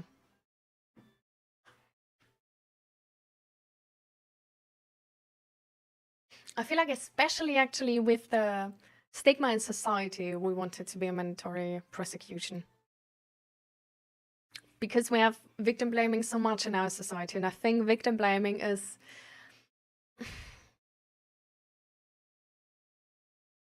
I don't know, like, we already have it with this happening at all, right?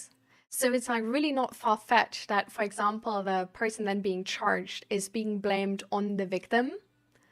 Like, you ruined his life or whatever. Where I think if it's a mandatory prosecution, we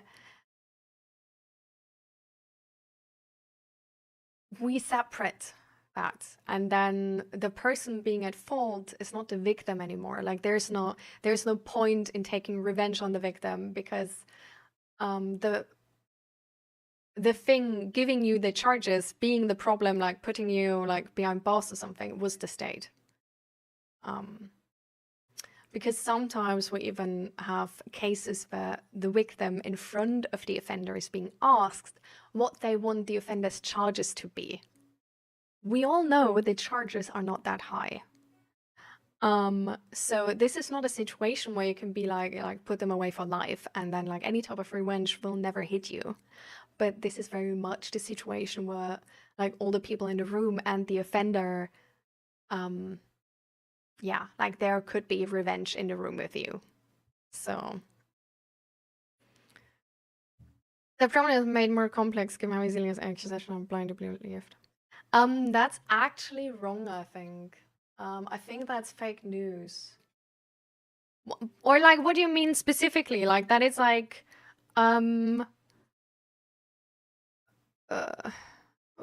because like the cases of people being charged wrongfully are really, really low.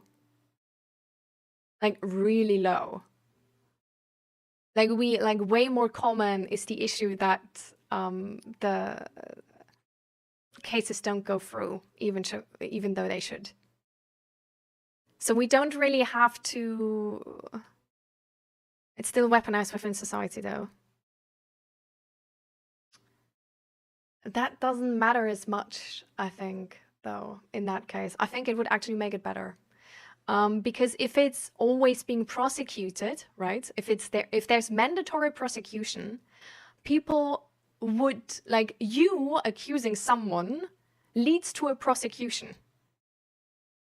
So you will think twice if you wrongfully, accuse anybody, really.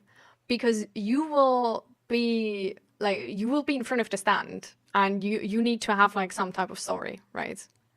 Like, it's gonna be, like, there's gonna be an actual result to this. Like, it's not only something you can say and then, like, hope society is behind you and that's it. But it's something where, like, you say that and now there's a court actually, like, trying to find out what happened. So it's gonna come out if it was, if you accuse someone wrongfully.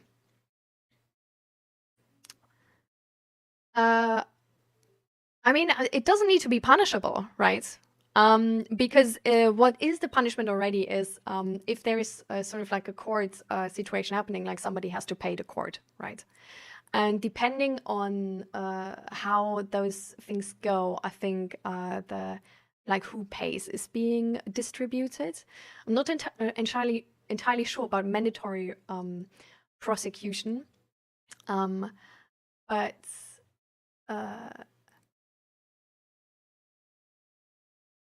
sort of like, anyways, there's like not only costs attached to that, but people are really, really scared of being socially rejected, right? And it's different to accuse somebody and be like, I'm just gonna throw it in there. I'm never gonna go in front of court because, like, I know it's not right? But I'm gonna use it socially, and, like, nobody can prove me wrong, and I'm just gonna be like, oh, but I don't have the money for a court or whatever. Versus you accuse somebody, it goes to prosecution, and then, like, a month later, it's like you accused him wrong, and he has now a written statement that it was a wrong accuse. And I don't know, I think it's gonna really, like, minimize the problem. It's gonna minimize the problem, and the problem is already minimal. Like, that's the other thing. Like, it's not only... My only worry in mandatory prosecution is the role the victim plays in this. Are they required to be a part of the proceedings?